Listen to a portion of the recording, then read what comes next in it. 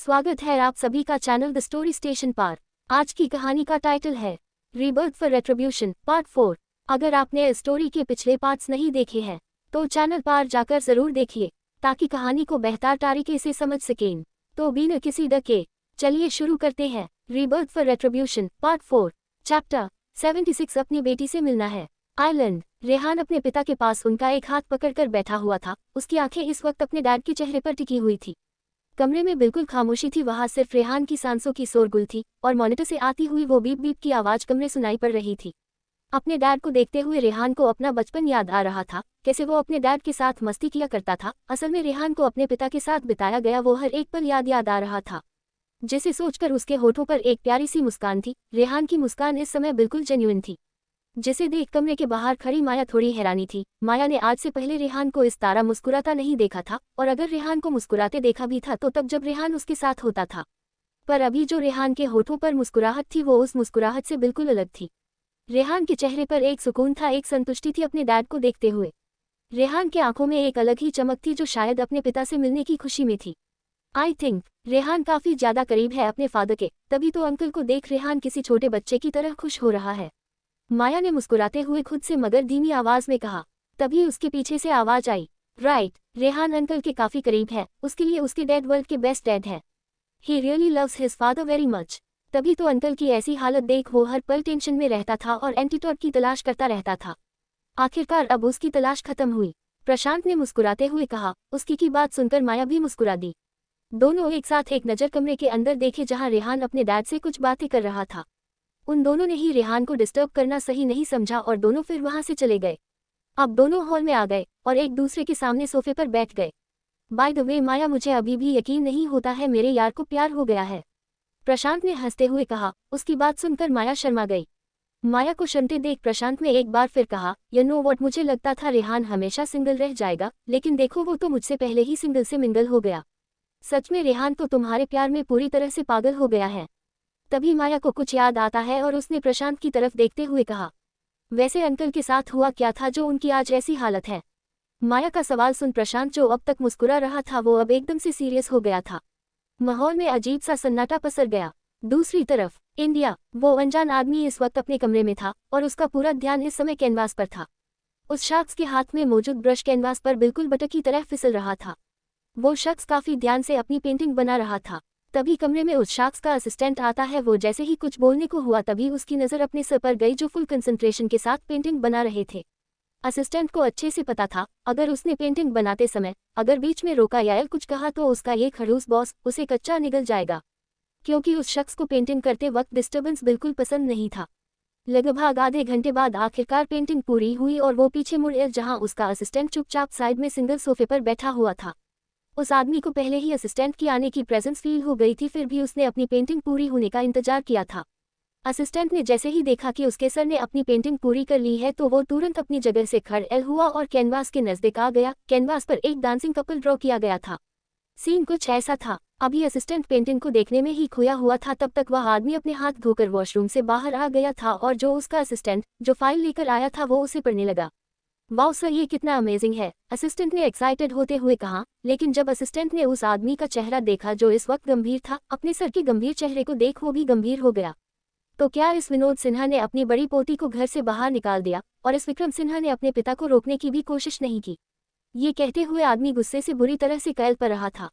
पता करो माया इस वक्त कहाँ है, मुझे जल्द से जल्द अपनी बेटी से मिलना है। चैप्टर 77 सुकून। क्या हुआ प्रशांत भाई, आप कुछ बोल क्यों नहीं रहे? माया ने कहा। वही उसका सवाल सुन प्रशांत चुप हो गया था। प्रशांत ने माया से कहा, क्या तुमने इस बारे में रेहान से नहीं पूछा? प्रशांत की बात सुन माया ने कहा, पूछा था पर रेहान ने बाद में बताने को कहा था।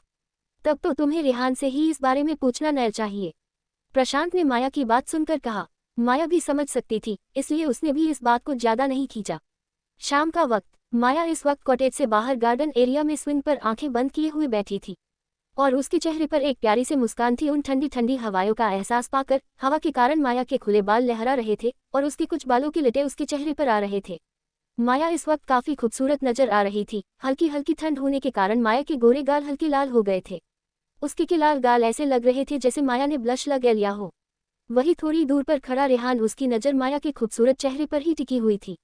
उसके हाथ में एक शाल थी। रेहान ने धीरे धीरे अपने कदम माया की तरफ बढ़ाया। माया के पास पहुंचकर वो भी झूले पर माया के बगल में बैठ गया और उसने हाथ में पकड़े शॉल से माया को ढक दिया। माया, जिसे पहले ही रेहान की मौजूदगी का एहसास हो गया था, फिर भी उसने अपनी आंखें नहीं खोली थी। लेकिन जब उसने गर्माहट महसूस की तो उसने अपनी आंखें खोली और उसने एक नज़र रेहान को देखा। फिर उसने उस शॉल को देखा जो अभी अभी उसे रेहान ने उड़ाई थी। सीन, रेहान के इस जेस्चर से माया का दिल गर्माहट से भर गया। उसने रेहान के आंखों में देखा जहां उसे अपने लिए प्यार और फिक्र नजर आ रही थी। ये देख माया के आंखें नम हो गई, और होती भी क्यों नहीं, वो पास्ट लाइफ में इस तरह के प्यार के लिए तो तरसती थी। वो भी चाहती थी कोई उसकी फिक्र करे, कोई उसे भी प्यार करे, पर अफसोस उसे पिछली जिंदगी में सिर्फ दर्द और तकलीफ ही मिली थी। पर इस जिंदगी में उसे रेहान के रूप में प्यार मिल रहा था, जो उसे बेपनाह प्यार करता था और उसकी फिक्र करता था। ये सब सोचकर उसने अपना सर रेहान के कंधे पर रख लिया और अपनी आंखें एक बार फिर से बंद कर लिया। वही रेहान ने माया के बालों पर किस किया और उसके कमर में हाथ डाले। उसने भी झूले से टेक लेकर अपनी आंखें बंद कर ली। इस वक्त दोनों के चेहरे पर एक सुकून नजर आ रहा था और होठों पर एक प्यारी सी मुस्कान थी। दोनों के दिल की धड़कन की आवाज़ उस शांत माहौल में किसी संगीत तरह सुनाई पड़ रही थी। वही प्रशांत जो उन दोनों को ढूंढते हुए बाहर आया था, जब उसकी नज़र माया और रेहान पर पड़ी तो उसके होठों पर भी एक गहरी मुस्कान छा गई। उसे सबसे ज्यादा अपने दोस्त रेहान के लिए खुशी हो रही थी। फाइनली कोई थी उसके दोस्त की जिंदगी में जो उसे हर एक कदम पर संभाल सकती थी, जो रेहान को बिना किसी शर्त के प्यार करेगी, जो उसके दुख और सुख में हर समय साथ रहेगी।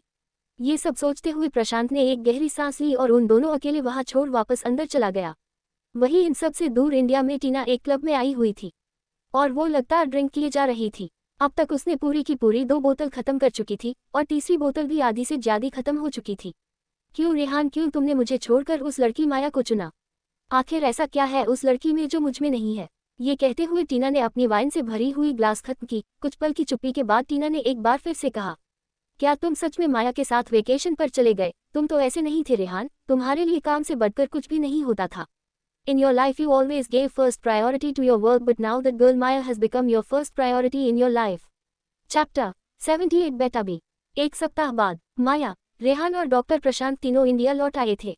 क्योंकि रेहान के डैड अब स्टेबल थे, लेकिन उन्हें पूरी तरह से ठीक होने में कुछ दिन और लगता, इसलिए अपने डैड की सेफ्टी का ध्यान रखते हुए कुछ ट्रेन डॉक्टर्स और वेल ट्रेन बॉडीगार्ड के अंडर रेहान ने उन्हें छोड़ दिया था। और प्रशांत, जो काफी दिनों से इंडिया से बाहर अपने परिवार से दूर रहता था, इसलिए वो भी इंडिया रेहान और माया के साथ अपने परिवार से मिलने के लिए आ गया था। क्योंकि अब सारी सिचुएशन अंडर कंट्रोल थी। सुबह के 11 बज रहे थे और माया इस वक्त यूनिवर्सिटी में थी।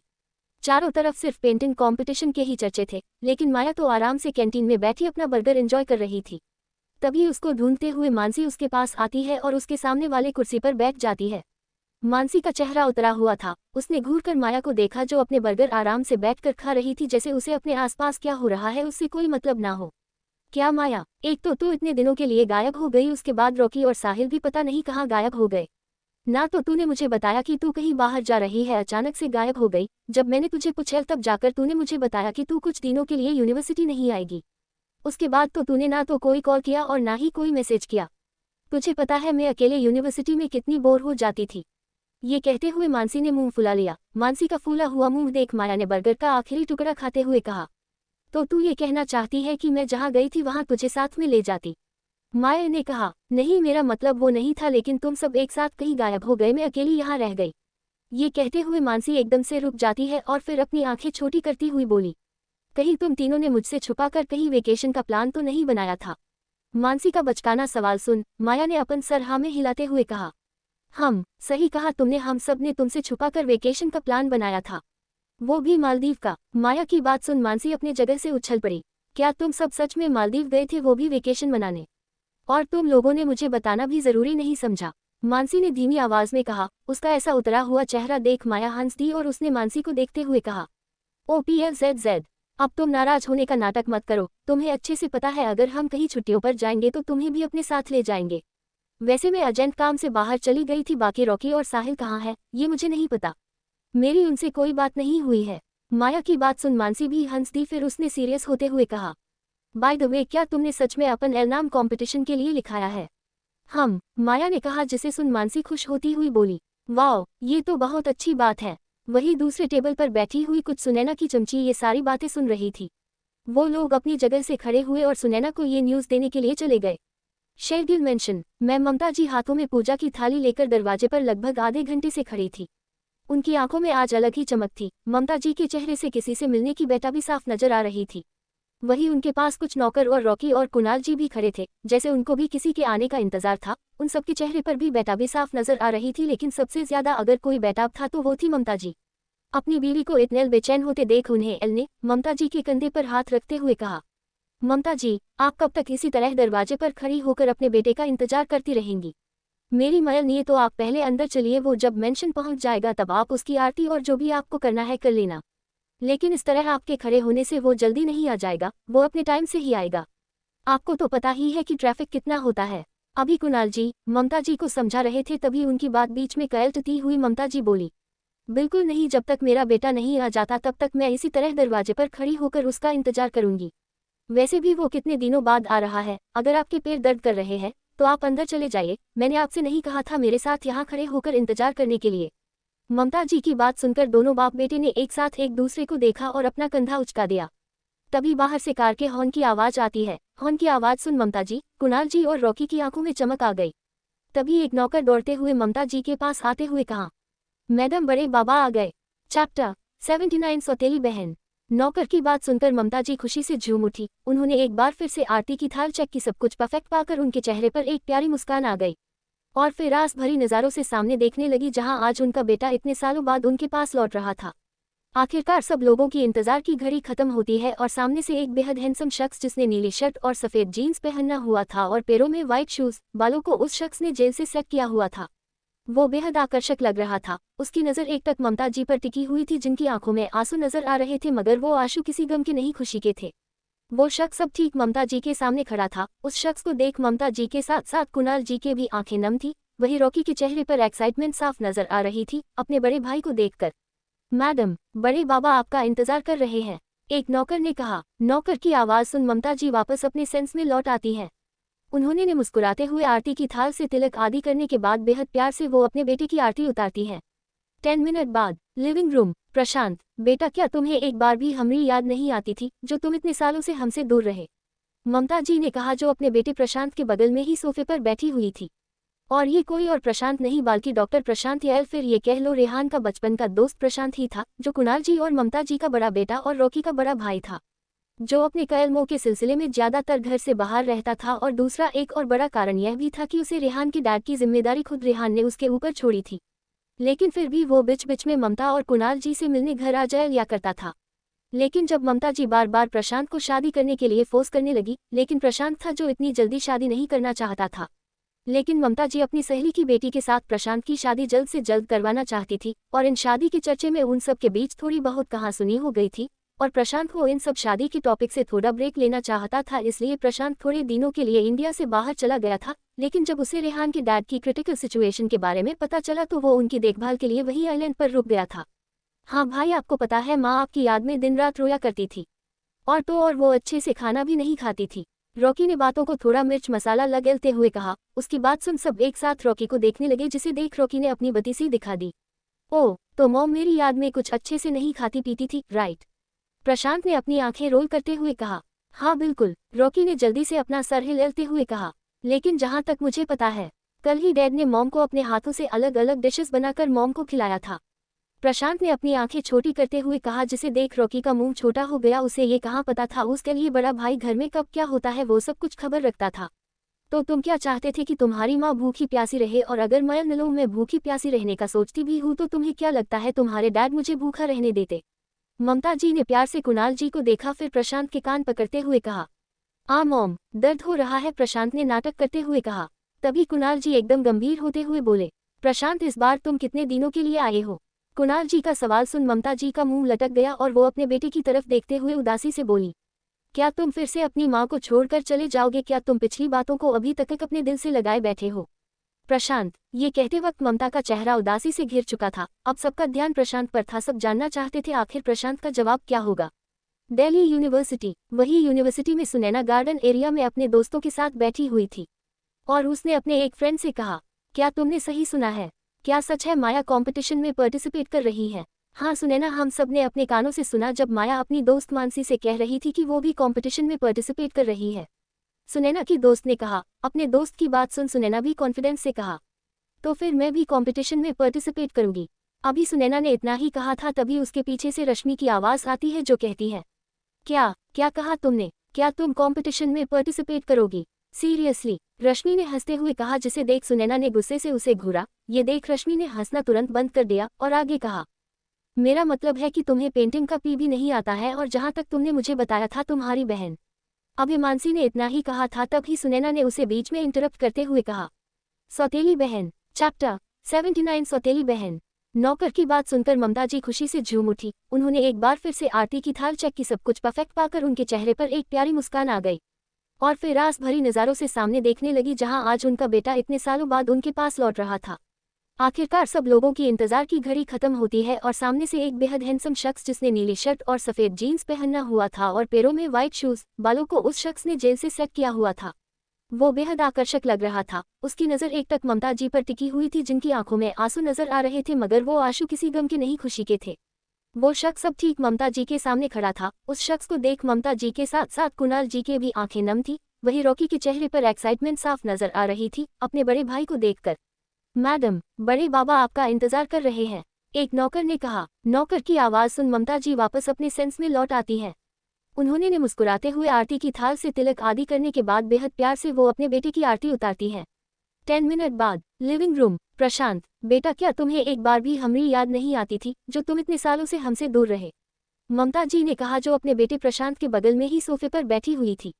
और ये कोई और प्रशांत नहीं बल्कि डॉक्टर प्रशांत, या फिर ये कह लो रेहान का बचपन का दोस्त प्रशांत ही था, जो कुणाल जी और ममता जी का बड़ा बेटा और रॉकी का बड़ा भाई था, जो अपने कलमों के सिलसिले में ज्यादातर घर से बाहर रहता था। और दूसरा एक और बड़ा कारण यह भी था कि उसे रेहान की डैड की जिम्मेदारी खुद रेहान ने उसके ऊपर छोड़ी थी। लेकिन फिर भी वो बीच बीच में ममता और कुणाल जी से मिलने घर आ जाया करता था। लेकिन जब ममता जी बार बार प्रशांत को शादी करने के लिए फोर्स करने लगी, लेकिन प्रशांत था जो इतनी जल्दी शादी नहीं करना चाहता था। लेकिन ममता जी अपनी सहेली की बेटी के साथ प्रशांत की शादी जल्द से जल्द करवाना चाहती थी, और इन शादी के चर्चे में उन सब के बीच थोड़ी बहुत कहासुनी हो गई थी, और प्रशांत को इन सब शादी की टॉपिक से थोड़ा ब्रेक लेना चाहता था। इसलिए प्रशांत थोड़े दिनों के लिए इंडिया से बाहर चला गया था। लेकिन जब उसे रेहान के डैड की क्रिटिकल सिचुएशन के बारे में पता चला तो वो उनकी देखभाल के लिए वही आइलैंड पर रुक गया था। हाँ भाई, आपको पता है माँ आपकी याद में दिन रात रोया करती थी, और वो अच्छे से खाना भी नहीं खाती थी। रॉकी ने बातों को थोड़ा मिर्च मसाला लगेलते हुए कहा। उसकी बात सुन सब एक साथ रॉकी को देखने लगे, जिसे देख रॉकी ने अपनी बत्ती दिखा दी। ओह, तो मॉम मेरी याद में कुछ अच्छे से नहीं खाती पीती थी, राइट? प्रशांत ने अपनी आंखें रोल करते हुए कहा। हाँ बिल्कुल, रॉकी ने जल्दी से अपना सर हिलाते हुए कहा। लेकिन जहाँ तक मुझे पता है, कल ही डैड ने मॉम को अपने हाथों से अलग अलग डिशेस बनाकर मॉम को खिलाया था। प्रशांत ने अपनी आंखें छोटी करते हुए कहा, जिसे देख रॉकी का मुंह छोटा हो गया। उसे ये कहाँ पता था उसके लिए बड़ा भाई घर में कब क्या होता है वो सब कुछ खबर रखता था। तो तुम क्या चाहते थे कि तुम्हारी माँ भूखी प्यासी रहे? और अगर मैं भूखी प्यासी रहने का सोचती भी हूँ तो तुम्हें क्या लगता है तुम्हारे डैड मुझे भूखा रहने देते? ममता जी ने प्यार से कुणाल जी को देखा, फिर प्रशांत के कान पकड़ते हुए कहा।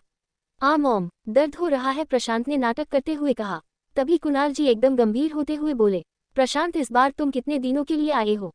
कुणाल जी का सवाल सुन ममता जी का मुंह लटक गया और वो अपने बेटे की तरफ देखते हुए उदासी से बोली, क्या तुम फिर से अपनी माँ को छोड़कर चले जाओगे? क्या तुम पिछली बातों को अभी तक अपने दिल से लगाए बैठे हो? प्रशांत, ये कहते वक्त ममता का चेहरा उदासी से घिर चुका था। अब सबका ध्यान प्रशांत पर था। सब जानना चाहते थे आखिर प्रशांत का जवाब क्या होगा। दिल्ली यूनिवर्सिटी। वही यूनिवर्सिटी में सुनैना गार्डन एरिया में अपने दोस्तों के साथ बैठी हुई थी और उसने अपने एक फ्रेंड से कहा, क्या तुमने सही सुना है? क्या सच है माया कंपटीशन में पार्टिसिपेट कर रही है? हाँ सुनैना, हम सब ने अपने कानों से सुना जब माया अपनी दोस्त मानसी से कह रही थी कि वो भी कंपटीशन में पार्टिसिपेट कर रही है।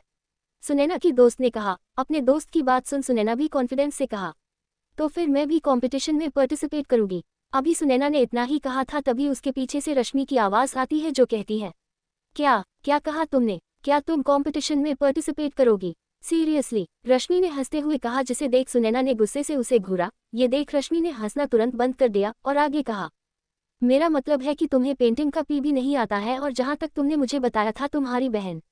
अभी मानसी ने इतना ही कहा था तभी सुनैना ने उसे बीच में इंटरप्ट करते हुए कहा, सौतेली बहन? धमाका। हाँ मतलब वही तुम्हारी सौतेली बहन माया पेंटिंग में बहुत अच्छी है। तुमने खुद मुझे उसकी बनाई हुई कई सारी पेंटिंग की तस्वीरें भेजी थी। याद आया? रश्मि की बात सुनकर सुनैना को याद आया, सच में माया हमेशा से आर्ट्स एंड क्राफ्ट में काफ़ी माहिर थी। वो खुद भी स्कूलिंग डेज में माया से ही अपनी ड्राइंग बुक कंप्लीट करवाती थी, क्योंकि माया की बनाई हुई ड्राइंग सच में काफ़ी सुंदर होती थी। अगर माया उस समय इतनी सुंदर ड्राइंग बना लेती थी तो अब तो माया की ड्राइंग और भी परफेक्ट हो गई होगी। ये सोच सुनैना के माथे पर चिंता के मारे लकीरें नजर आने लगे। उसे ये तो पता था कि वो कंपटीशन में फर्स्ट क्या वो तो थर्ड पोजीशन भी हासिल नहीं कर सकती थी, लेकिन उसे कैसे भी करके माया को कंपटीशन से बाहर करना था जिससे माया भी कोई भी पोजीशन हासिल ना कर सके। हाँ, उसे कैसे भी करके माया की बनाई हुई पेंटिंग खराब करनी होगी। ये सब सोचते हुए सुनैना ने अपने दोस्तों को बाय बोलकर वहां से चली गई। ऐसे ही दिन बीतते चले गए और आखिरकार वो दिन आ ही गया जिसका सबको बेसब्री से इंतजार था। ऑडिटोरियम। आज दिल्ली यूनिवर्सिटी का वो बड़ा सा ऑडिटोरियम लोगों से खचाखच भरा हुआ था। यूनिवर्सिटी की पार्किंग में भी आज गाड़ियों की लाइन लगी हुई थी और अभी तो और भी गाड़ियां आ जा रही थी। तभी दो महंगी कार फुल स्पीड के साथ पार्किंग में एंटर करती है। वही आसपास के लोग जो अभी अभी आए थे और अपनी कार को पार्क करके ऑडिटोरियम की तरफ जाने वाले थे, लेकिन आमने सामने से आते दोनों गाड़ियों को देख सबकी सांसें अटक चुकी थी। हर किसी का ध्यान अब उन दोनों कारों पर था। बात ये नहीं थी कि उन दोनों लग्जूरियस कार को देख सब अपनी जगह पर जम गए थे या फिर अट्रैक्ट हो गए थे, ऐसा कुछ भी नहीं था। उनकी सांसें तो इसलिए अटकी थी क्योंकि आमने सामने से आ रही दोनों कार जो फुल स्पीड के साथ आ रही थी वो किसी भी वक्त एक दूसरे से क्रैश कर सकती थी और एक बड़ी दुर्घटना घट सकती थी। और देखते ही देखते वो दोनों कार अब एक दूसरे एकदम नजदीक आ गई और जिसका डर था वही हुआ। एक जोर की आवाज के साथ दोनों कारें एक दूसरे से टकरा गई। टक्कर की आवाज इतने जोर की थी कि सबके हाथ अपने आप उनके कानों पर चले गए और सबकी आंखें बंद हो गई। वो तो अच्छा था कि दोनों कारों के एयरबैग खुल गए थे, वरना अंदर ड्राइविंग सीट पर बैठे आदमी का सर डैशबोर्ड या स्टीयरिंग से जा लगा था। लगभग पूरी कार आगे से खत्म हो चुकी थी और इंजन से धुआं निकलने लगा था। ये देख दोनों कार का दरवाजा खुलता है। जहां रोल्स रॉयस से रेहान कपूर और प्रशांत शेरगिल निकलते हैं तो वही लैम्बोर्गिनी से रजत चौहान निकलता है। वही इतना बड़ा हादसा होते देख आसपास खड़े लोगों का गुस्सा एकदम से बढ़ गया था। वो सब लोग अपने परिवार के साथ आए थे और उस घटना के कारण अगर आग बाग लग जाती और वो लोग उस आग में फंस जाते और उनमें से किसी को कुछ हो जाता तो वो सब क्या करते। और ऐसे भी इतनी तेज ड्राइव करने का ये कोई सही जगह नहीं था। फिर इन दोनों कार वालों की हिम्मत कैसे हुई यूनिवर्सिटी की पार्किंग में इतनी रफ ड्राइविंग करने की। ये सोचते हुए भीड़ उन कार के पास जाने लगी जिससे वो लोग कार में बैठे आदमी को सबक सिखा सके, लेकिन जब कार से इतने बड़े बड़े लोगों को उतरते देखे तो वो लोग अपनी जगह पर ही जम गए। आखिर उनमें से किसी की भी इतनी हिम्मत नहीं थी कि इंडिया के दो इतने बड़े बिजनेसमैन से पंगा ले सके। जहां एक खुद द ग्रेट रेहान कपूर था तो दूसरा रजत चौहान था। और प्रशांत शेरगिल से भी भला वो लोग क्यों उलझन चाहेंगे। भले प्रशांत शेरगिल रजत चौहान और रेहान कपूर से कम गुस्से वाला था, लेकिन जब गुस्सा प्रशांत शेरगिल को भी आता था तो वो भी सामने वाले को मिनटों में गायब कर देता था। आखिरकार वो शेरगिल खानदान का बड़ा बेटा और खुद भी एक प्रतिष्ठित डॉक्टर है। वही प्रशांत ने अपना सर पकड़ एल हुआ था क्योंकि उसे चक्कर आने लगे थे रेहान के इतने रफ ड्राइविंग के कारण। उसने मन एल किया था रेहान को तेज ड्राइविंग करने से, लेकिन उसके कहने से क्या होता है। जहां रेहान कपूर और रजत चौहान आमने सामने आते हैं तो वहां तो कोई बड़ा धमाका होना तो लाजमी था। Front seat. What the hell is this Rehan, अगर तुम्हें मरना है तो मरो, लेकिन मुझे कार से उतरने का मौका जरूर देना, because I don't want to die so soon. Prashant ने गुस्से से रेहान को देखते हुए कहा, लेकिन रेहान को देखकर नहीं लग रहा था कि उसे प्रशांत की बातों से जरा सा भी फर्क पड़ा होगा। ये देख प्रशांत और ज्यादा चिढ़ गया। जब उसने देखा कि रेहान को उसकी बातों से कोई फर्क नहीं पड़ रहा है तो वो रजत के सामने जाते हुए कहा, and you mister Rajat Chauhan, मुझे तुमसे ये उम्मीद नहीं थी। मुझे हमेशा लगता था तू कम से कम रेहान से ज्यादा समझदार हो, लेकिन तुमने मुझे आज गलत साबित कर दिया। तुम भी बिल्कुल रेहान की तरह बेवकूफ हो। रजत और रेहान दोनों खुद के लिए प्रशांत के मुंह से अपने लिए बेवकूफ सुनकर दोनों ने अपनी आंखें छोटी करके प्रशांत को घूरा। अभी प्रशांत कुछ कह पाता उससे पहले ही प्रिंसिपल और कुछ और स्टाफ दौड़ते हुए उनके पास आते हैं। Mister Kapoor, mister Chauhan, mister Shergill, आप सब एक साथ यहाँ। मीन आप सबको यहाँ देखकर मुझे बहुत खुशी हो रही है, और अगर आप लोग ने हमें पहले इन्फॉर्म कर दिया होता तो हम आप सबका अच्छे से स्वागत कर पाते। प्रिंसिपल ने नर्वस होते हुए कहा, जिसे देख प्रशांत ने शांति से कहा, इट ओके प्रिंसिपल सर, वैसे भी आप आज के दिन ऑलरेडी बहुत बिजी है और हम आपको और परेशान नहीं करना चाहते थे, इसलिए आप हमारे साथ भी नॉर्मली बिहेव कीजिए। हमें किसी वीवीआईपी ट्रीटमेंट की जरूरत नहीं है, हम बस आज के प्रोग्राम को शांति से अटेंड करना चाहते हैं। That's it. Okay okay mister Shergill, जैसा आप सब चाहें। प्लीज अब आप सब अंदर चलिए क्योंकि प्रोग्राम शुरू हो चुका है। लेकिन सर एक प्रॉब्लम है, आगे की सारी फ्रंट सीट फुल है, इसलिए ज्यादा से ज्यादा 2 जन ही फ्रंट सीट पर बैठ सकते हैं क्योंकि 2 ही सीट खाली है, एक स्टाफ मेंबर ने कहा जो प्रिंसिपल के साथ ही आया था। उसकी बात सुनकर प्रिंसिपल अभी कुछ बोल पता उससे पहले ही रेहान ने कहा, तो इसमें टेंशन लेने वाली क्या बात है, मैं और प्रशांत हम दोनों वहां बैठ जाएंगे, बाकी जो बचा है उसे कोई भी लास्ट सीट दे दो। रेहान ने अपनी पैंट की जेब में हाथ डालते हुए बोला, व्हाट नॉनसेंस, मैं आखिरी सीट पर क्यों बैठूंगा, क्या तुम्हें मैं कोई एरा गेरा इंसान लगत एल हूँ जिसे कोई सीट दे दिया जाए। रजत ने गुस्से से कहा, जिसे सुनकर रेहान ने स्मिक करते हुए कहा, क्या मैंने तुम्हारा नाम लिया जो तुमने मेरी बातों को खुद से जोड़ लिया। बाय द वे, क्या तुम सच में खुद को एरा गेरा मानते हो। ये बात मुझे पता नहीं थी। पाइप। इतना कहते हुए रेहान हंसने लगा, जिसे देख रजत का चेहरा गुस्से से लाल हो गया। वही प्रशांत ने अपना सर पीट लिया और खुद से कहा, इनका कुछ नहीं हो सकता। वही रजत और रेहान को बहस करते देख प्रिंसिपल उन दोनों को शांत करवाते हुए कहा, PLZZ आप सब शांत हो जाइए, हम आप सबके बैठने का इंतजाम कर देंगे, बस आप मेरे साथ चलिए। प्रिंसिपल ने शांति से कहा, क्योंकि वो किसी को भी नाराज करना अफोर्ड नहीं कर सकते थे। वही अंदर ऑडिटोरियम के फ्रंट सीट के फर्स्ट लाइन के एकदम मिड पॉइंट में, जहां से स्टेज एकदम सामने नजर आता था, वही आगे की सीट पर पूरी की पूरी सिन्हा फैमिली शान से बैठी हुई थी। वो सब फुल एटीट्यूड के साथ किसी राजा महाराज की तरह विनोद सिन्हा और लीला सिन्हा बैठे थे, तो वही सुनैना किसी राजकुमारी की तरह बैठी थी। और वो किसी राजकुमारी की तरह ही तैयार होकर आई थी। उसने एक खूबसूरत सी लाइट पिंक कलर की गाउन पहनी हुई थी और एक अच्छी सी हेयर स्टाइल करके अपने बालों को कर्ल करके छोड़ा था। और उसके साथ उस गाउन से मैचिंग सुनैना ने हील्स पहनी थी। हर यूनिवर्सिटी और कॉलेजों की तरह दिल्ली यूनिवर्सिटी में भी वीवीआईपी सीट उन लोगों को ऑफर होती थी जो लोग किसी बड़ी फैमिली से आते थे, जिनका फैमिली बैकग्राउंड एकदम तगड़ल हो, या फिर कोई बड़ा सेलिब्रिटी हो, या फिर कोई बिग शॉट हो। विनोद सिन्हा ये बात अच्छे से जानता था। भले सोसाइटी में उनका एक रुतबा है, फिर भी उनका इतना भी स्ट्रॉन्ग बैकग्राउंड नहीं था जो उन्हें इतनी आसानी से फ्रंट सीट के मिड पॉइंट पर जगह मिल जाए। और वो कैसे भी करके फ्रंट सीट के मिड पॉइंट पर सिन्हा परिवार के लिए जगह चाहता था। इसलिए विनोद सिन्हा ने जैसे तैसे करके कुछ स्टाफ मेंबर को पैसे वैसे देकर उसने खुद की फैमिली के लिए सीट हासिल कर ली, जिस कारण बाकी दूसरी जो फैमिली थी, जो खुद भी प्रोग्राम अटेंड करने आए थे, जिनका रुतबा भी सिन्हा परिवार से कम नहीं था, पर उन सारी फैमिली ने जब सिन्हा फैमिली को फ्रंट सीट के फर्स्ट लाइन के मिड पॉइंट पर बैठे देखा तो उन सबको थोड़ी जलन हुई, क्योंकि उन सब ने भी कोशिश की थी सामने की सीट पाने की, लेकिन उन्हें नहीं मिल पाया। सबके नजरों में जलन देख विनोद सिन्हा के चेहरे पर संतुष्टि का भाव आ गया।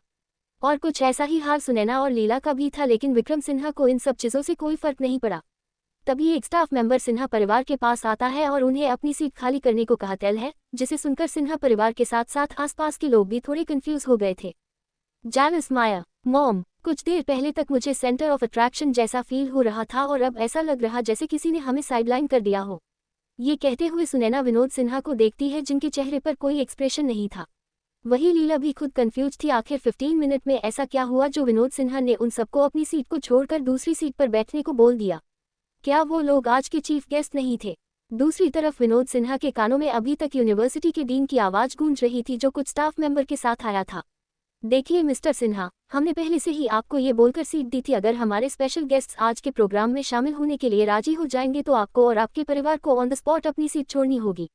और अब आप इस बात से इनकार नहीं कर सकते। और आपकी डॉटर इन लॉ की बातों से ये तो पता चल चुका है कि आपने इस बारे में किसी को कुछ नहीं बताया है। और मुझे ये भी पता है आपका समाज कितना बड़ा नाम है, इसलिए हमने आपके और आपके परिवार के लिए फ्रंट सीट का इंतजाम कर दिया है। बस फर्क इतना ही, आप सब एकदम सेंटर में नहीं होंगे। आप सब फर्स्ट लाइन के लेफ्ट साइड के थोड़े कॉर्नर साइड में होंगे, बाकी आप सब फर्स्ट रो में ही रहेंगे। I hope you will try to understand, otherwise हमें मजबूरन ये बात फैलनी पड़ेगी कि आपने किस तरह फ्रंट सीट पाने के लिए आपने क्या क्या हथकंडे आजमाए थे। फिर आगे क्या होगा ये तो आप अच्छे से जानते हैं। इतना कहकर स्टाफ मेंबर के साथ डीन बिना एक सेकंड मिस किए वहां से चला गया। ये सब सोचते हुए विनोद की मुट्ठी भींच गई। वो भी जानना चाहते थे आखिर ऐसा कौन सा वीवीआईपी गेस्ट है जिसके लिए डीन ने उन्हें ऐसी धमकी दी, ये जानते हुए भी कि वो विनोद सिन्हा है। तभी अचानक से ऑडिटोरियम में शोरगुल होने लगा, जिसे देख सिन्हा परिवार का भी ध्यान उस तरफ चला गया। लेकिन जैसे ही सामने से आते लोगों पर नजर गई तो सब चौंक गए, खास तौर पर सामने से आती हुई लड़की को देखकर। वही सुनैना तो जल बुनकर राख हो गई।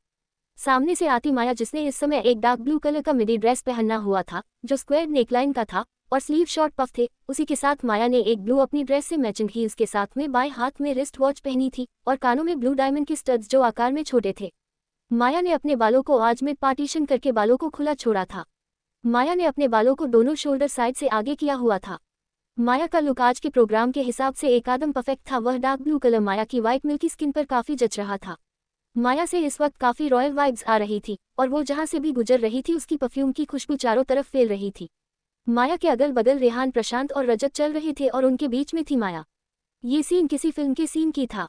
वही माया के क्लासमेट जिन्होंने आज तक माया को एकदम सिंपल लुक में देखा था, उसके लूज टी शर्ट और कार्गो पैंट के साथ उसके बड़े से चश्मे में, पर आज का माया का लुक एकदम डिफरेंट था। ना ही आज माया के चेहरे पर कोई चश्मा था और ना ही उसने अपनी रोजाना ढीली टी शर्ट की तरह कोई कपड़े पहने थे।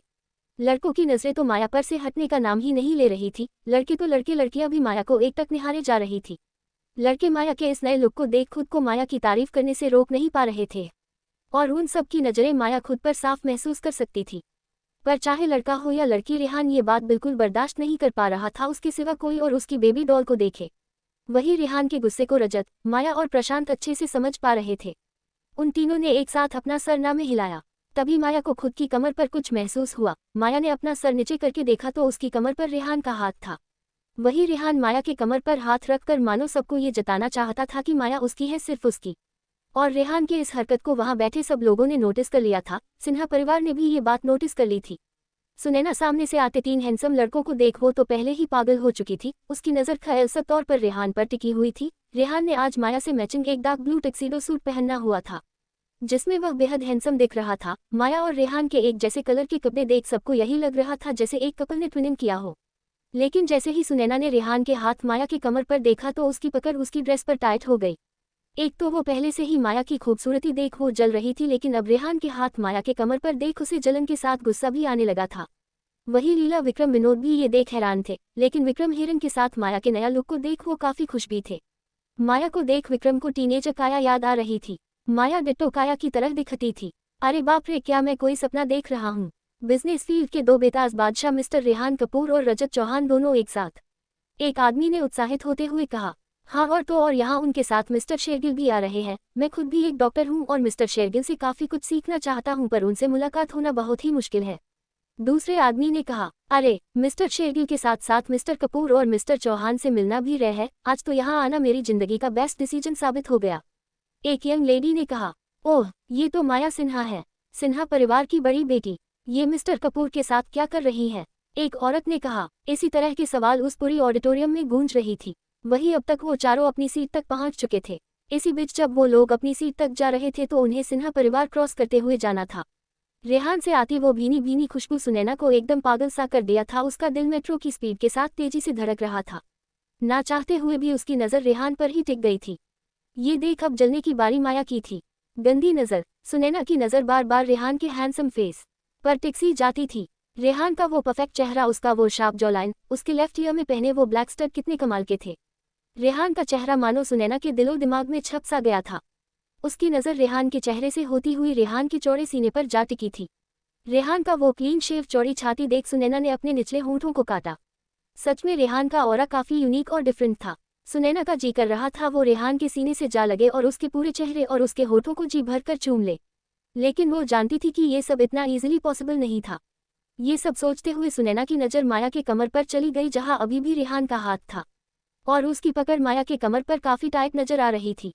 ये देख सुनैना का दिल जलन से भर गया। उसका मन करने लगा वो तुरंत माया के पास जाकर उसे रेहान से दूर कर दे और वो खुद रेहान के एकदम करीब उसके सीने से लगकर बैठ जाए।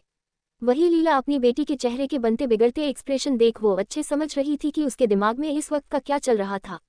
वही दूसरी तरफ विक्रम और विनोद भी काफी कंफ्यूज्ड होकर माया और रेहान की क्लोजनेस को देख रहे थे। सिर्फ उन्हें ही नहीं, वहां बैठे सभी लोगों को इतना तो समझ आ गया था जरूर माया और रेहान एक दूसरे के साथ काफी स्ट्रॉन्ग बॉन्ड शेयर करते होंगे, तभी तो दोनों एक दूसरे की कंपनी में इतने ज्यादा कंफर्टेबल थे। वही मानसी और साहिल जो पहले से ही सेकंड रो में बैठे थे, वो दोनों भी माया को 3 इतने बड़े बड़े लोगों के साथ देख हैरान थे। मानसी को तो पहले रेहान, रजत और प्रशांत के बारे में कुछ पता नहीं था, लेकिन जब साहिल ने उसे उन सब के बारे में बताया तो वो काफी शॉक्ड हो गई ये सोचकर कि माया इतने बड़े बड़े लोगों को एक साथ जानती है, वो भी इतने करीब से। वही साहिल की नजरों में कंफ्यूजन तो था, लेकिन शायद उससे भी ज्यादा कुछ और था जो साहिल को बार बार परेशान कर रहा था। माया को रेहान कपूर के साथ इतने क्लोज देख साहिल को बार बार रॉकी का ख्याल आ रहा था। वही डीन और प्रिंसिपल तो अपने यूनिवर्सिटी में, वो भी आज के दिन इतने बड़े बड़े 3 शख्सियत को देख वो सब काफी खुश नजर आ रहे थे। पर उन सबको किसी और का भी इंतजार था जो अभी तक वहां नहीं आया था। लेकिन वो सब ये भी जानते थे कि वो इंसान थोड़ी देर से आएगा, इसलिए वो प्रोग्राम को ज्यादा देर तक नहीं रोक सकते थे, वरना ऑडियंस और स्टूडेंट्स बोर हो सकते थे। इसलिए जैसे ही होस्ट ने एक बार फिर से प्रोग्राम शुरू करने को हुआ, तभी ठीक उसी समय एक बार फिर से ऑडिटोरियम में हलचल मचने लगी। सबका ध्यान एक बार फिर से एंट्रेंस की तरफ चला गया। सब उत्साहित होकर देख रहे थे। सबको यही लग रहा था शायद कोई और भी आने वाला होगा जिन्हें यूनिवर्सिटी वाले ने बुलाया होगा। ऐसे भी आज उन सब ने 3 इतने बड़े फिगर्स को देख लिया था जिनसे मिलना काफी रेयर होता था। वही यूनिवर्सिटी वालों को कुछ भी समझ नहीं आ रहा था, अचानक से ऐसा कौन सा इंसान आ रहा था जिसके आने से इतनी ज्यादा हलचल मचने लगी। तभी डीन के दिमाग में एक बात हिट होती है और एक्साइटेड होते हुए उसने प्रिंसिपल से कहा, सर आई थिंक वो आ गए जिनका हमें इंतजार था। डीन की बात सुन प्रिंसिपल और होस्ट भी काफी खुश हो गए। आखिरकार उनका इंतजार अब खत्म होने वाला था और वो अब स्मूथली प्रोग्राम कंटिन्यू कर पाएंगे। ये सोचकर सबने एक गहरी सांस ली, पर अचानक से उनकी सांसें अटक गई और उनकी आंखें बड़ी हो गई। हैन ये यहाँ, होस्ट ने कहा। वही प्रिंसिपल और डीन की नज़र तो सामने टिकी हुई थी। सामने से बॉडीगार्ड से घिरी हुई टीना रायचंद बेहद स्टाइल और बेहद नजाकत के साथ चलती हुई आ रही थी। वही शोरगुल सुन रेहान, रजत, माया और प्रशांत, उन सबकी नज़र भी सामने की तरफ चली गई जहां से टीना अपने बॉडीगार्ड्स के साथ आ रही थी। सामने से आती टीना को देख रेहान और माया के एक्सप्रेशन एकदम से बदल गए। वही माया को अब और भी गुस्सा आने लगा था। एक तो पहले से ही सुनैना रेहान पर अपनी गंदी नज़र गड एली बैठी थी और अब एक और टीना नाम की चुड़ैल उसके रेहान पर अपनी गंदी नज़र डालने के लिए आ रही थी। Worst painting. ऑडिटोरियम में इस वक्त लाइटें ऑफ थी, सिर्फ वहां पर उस बड़ी सी स्क्रीन से आती रोशनी ही चारों तरफ फैली हुई थी। वही सभी लोगों का ध्यान स्क्रीन पर था जहां पर सभी स्टूडेंट्स की पेंटिंग शो हो रही थी, जिन जिन स्टूडेंट्स ने कॉम्पिटिशन में पार्ट लिया था। हर एक पेंटिंग इमेज के नीचे स्टूडेंट्स का नाम शो रहा था जिसने वो पेंटिंग बनाई थी। एक एक करके सारी पेंटिंग और पेंटिंग बनाने वाले स्टूडेंट्स का नाम फ्लैश होने लगा था। वही रेहान, रजत, प्रशांत भी माया की बनाई हुई पेंटिंग का इंतजार कर रहे थे। रेहान और रजत ने तो माया की कई सारी पेंटिंग देखी थी, तो उन्हें पता था कि माया की पेंटिंग स्किल्स कितनी लाजवाब है। तो वही उन दोनों के मुंह से माया की तारीफ सुन अब प्रशांत भी देखना चाहता था कि आखिर माया ने किस टाइप की पेंटिंग बनाई होगी। क्योंकि स्क्रीन पर शो हो रही सभी पेंटिंग एक से बढ़कर एक थी, तो रेहान और रजत की तारीफ के हिसाब से माया की बनाई हुई पेंटिंग उन सभी से लाख गुना अच्छा होना चाहिए। जहां उन तीनों के चेहरे पर एक्साइटमेंट थी, तो वही माया का चेहरा बिना किसी एक्सप्रेशन के था, पर उसकी आंखों में एक अजीब सी चमक थी। तो वही दूसरी तरफ सुनैना के होठों पर एक टेढ़ी मुस्कान थी और आंखों में शैतानी चमक। वही अपनी बेटी को ऐसा मन ही मन मुस्कुराता देख लीला को अजीब लगा। पता नहीं क्यों उसे लग रहा था जरूर सुनैना ने कुछ तो किया है, पर क्या वो लीला को खुद नहीं पता था। तो वही टीना जो माया और रेहान से 2 सीट छोड़कर बैठी हुई थी, उसका ध्यान तो सिर्फ रेहान पर टिका हुआ। तो वो तो वहाँ सिर्फ रेहान से मिलने आई थी, क्योंकि रेहान ने उसे हर जगह से ब्लॉक कर दिया था। बस उसे एक मौका चाहिए था रेहान से बात करने का, जिसे वो अपने रिश्ते को सुधार सके। लेकिन माया को रेहान से चिपके देख उसे गुस्सा आ रहा था। आखिर ये लड़की रेहान से इतना चिपक क्यों रही थी? क्या उसे नहीं पता वो दोनों पब्लिक प्लेस पर थे? अरे उसकी कोई इज्जत नहीं थी, लेकिन रेहान की तो थी। और रेहान, क्या रेहान को उसे खुद से दूर नहीं कर देना चाहिए? आखिर ऐसा भी क्या खास है माया में जो रेहान उसके पीछे दीवाना हुआ पड़ा है? ये सब सोचते हुए टीना गुस्से और नफरत से माया को देख रही थी, बिना ये ध्यान दिया कि माया रेहान से नहीं चिपकी थी, बल्कि रेहान ही था जो माया को खुद के एकदम नजदीक किया हुआ था।